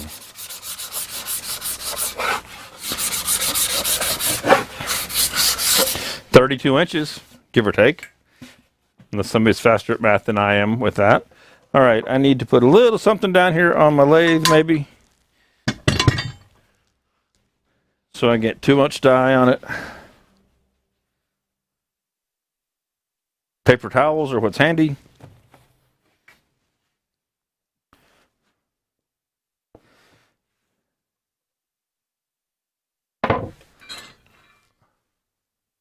Pop that into the overhead. You won't be able to see see it in its entirety. But actually, I'll just slide this lathe back a little bit. Easier than moving the camera. How's that? Not perfect, but it'll do the trick. So I'll give you an overhead shot there. Almost got all of it without, I have to get up on a step stool right now to do the camera for that. Little bit of, this is the Chromacraft Nick Agar Signature Series. This is blood red that I'm using today in the dye. This is an alcohol-based aniline dye. I just pour a little bit over here into my ever-available yogurt cups. Cheap China bristle brush from everybody's Harbor Freight, favorite Harbor Freight. Okay. You should wear gloves, he says. And I'm actually just going to set this off to the side. And I'm just going to paint dye right up to my line there. See how steady the hand is today. So one thing that's important, it may bleed up there because I didn't seal this. You can see it wicking in that end grain. It would have helped if I had sealed it. I didn't want to wait that long. Is you want to do this whole piece, and the chroma gilt will cover that, so I'm not worried. Is you want to do the whole piece before it completely dries. Okay? Otherwise, you'll be getting two. So if the phone was to ring right now, I would not answer it if I was, just working in the shop, because I want to get this all colored. You can even see how it starts to get to a different color there, because it's like 2 layers. Airbrush would have worked for this as well. I thought about it, but the airbrush is still in storage in one of the vehicles after I've been tearing this place apart to redo it. And I didn't dig it out. That would allow me to cover this quicker. Again, I'll come along the edge, and I'm not worried about if it bleeds up on the end grain, because I'm going to cover that bead with the Chromagilt paste, which will cover the red dye that's bleeding up. Had I sealed the end grain, it wouldn't bleed up. If I wanted a dye color delineation, that would have been necessary. So that's about a Christmas color. Goes with my hat. All right. So we'll just come in here, keep all that, like I say, keeping that wet. Come along here.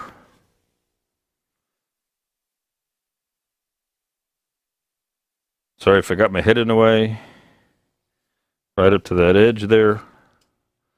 Boom, like that. This will dry really quick.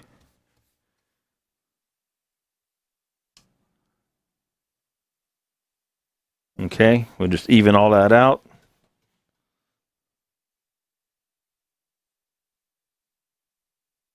What'll be fun is that this will dry so quick. Before I quit, I'll hit it with 1 coat of lacquer. You can get an idea how it'll pop. Okay, so I'm going to let that sit for just a second. Get a sip of water. Get my Chromagilt cream out.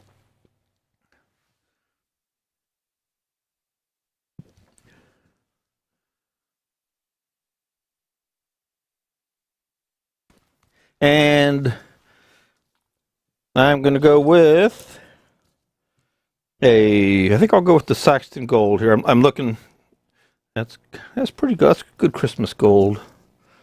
Antique brass would be another nice one. Brass a little more brown. Okay.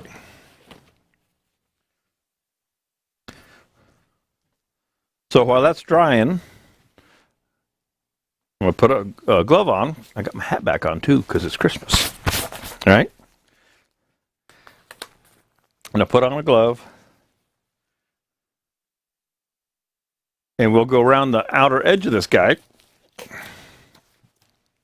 Again, this is the Chromagilt, Chromacraft Chromagilt, another Nick Agar signature product Nick developed. He spent a long time getting this just right. And you put a little bit on your finger and just rub it between your fingers, get some in there. Okay. Now I'm going to go back to the overhead for you. And even though it's not zoomed in, and let me get an area that I think you'll be able to see. And see how, because I made that crisp line, as I get that end grain filled in there. And I'll pull this up closer. Let me get rid of that glob right there. That make it a little bit easier. Because I cut that crisp line, I get a nice crisp edge.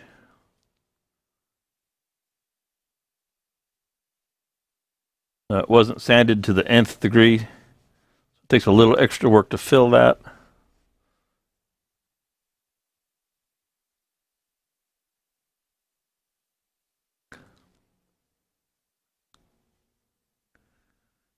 Real easy to apply.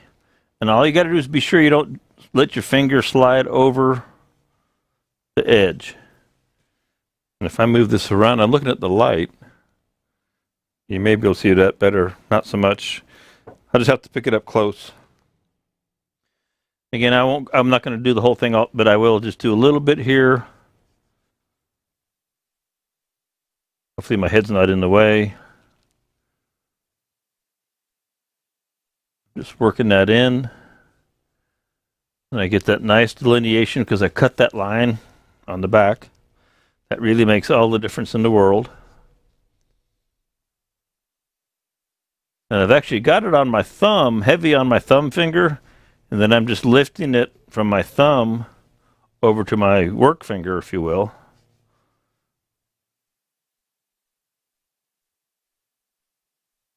And I'll pick it up and put a little bit on the top edge, which hasn't been sanded enough really. And maybe I'm curious if I set this here. Trying to find a place where you can see the best contrast. It's just because the light is not going to do exactly what I want no matter where I put it unless I just pick it up. So I'm going to take that glove back off, cap on.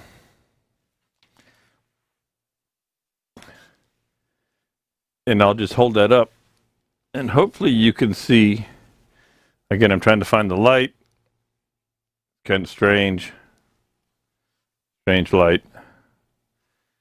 And then the other thing is that I'll walk over to the front camera and we'll just put it right in front of this front camera for you. And hopefully you'll be able to see a close-up with it and focus because that camera's on autofocus. We can keep enough light on it. There you go. There's no front light in there. But you can see how it's just going right up to that edge. The dye goes up underneath. Okay, and that's all on the bottom. Again, it looks like it's kind of washing out. I'm going to watch this in the replay so I can kind of see just how that color's doing.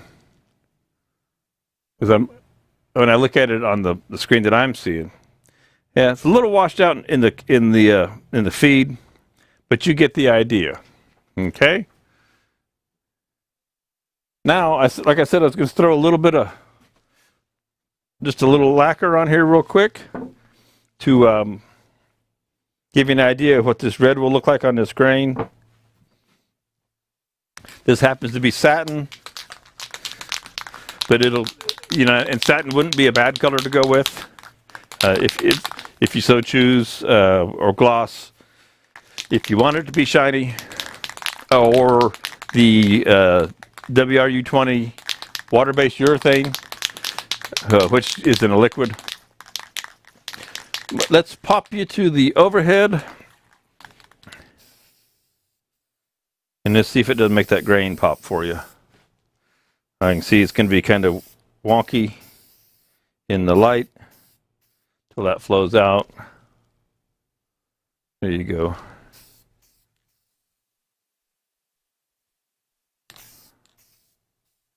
There's dust nibs all over this and everything else.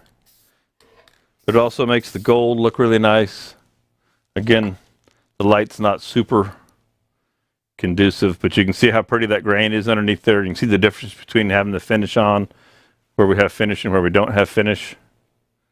The color-wise and how that grain really starts to pop when you put the clear finish on. All right. So, not going to get it wrapped up today. But hey, I'm happy with what we got and the way it came out.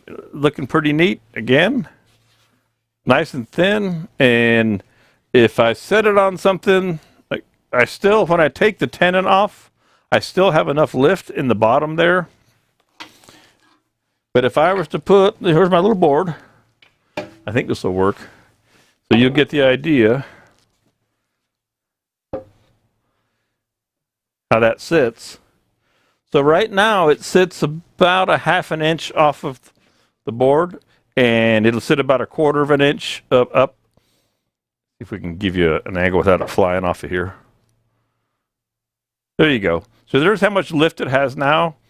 And if you look in there, you see right up against my red coat, that little bit of curve, and that would just set this off the tabletop so the outer edge wouldn't be sitting on it when that tenon is gone. Or I could use a little bit of that tenon if I wanted to give it a little bit more lift. Okay? Well, folks, I hope you had fun today. I know I did. always a good fun challenge. Had a great time. It is Christmas. I appreciate everybody taking their Monday before Christmas and spending 2 hours with me out here this morning. Again, a great project. Brought home a lot of things that I talk about often. Being able to hear wood. So we had that wood crack and pop. We'd have not known that without a visual inspection. So listening, being able to hear what's going on is really important. Light cuts with sharp tools. When the wood gets thin like that, it's going to flex. What else did we learn today that I always talk about? Trying to think.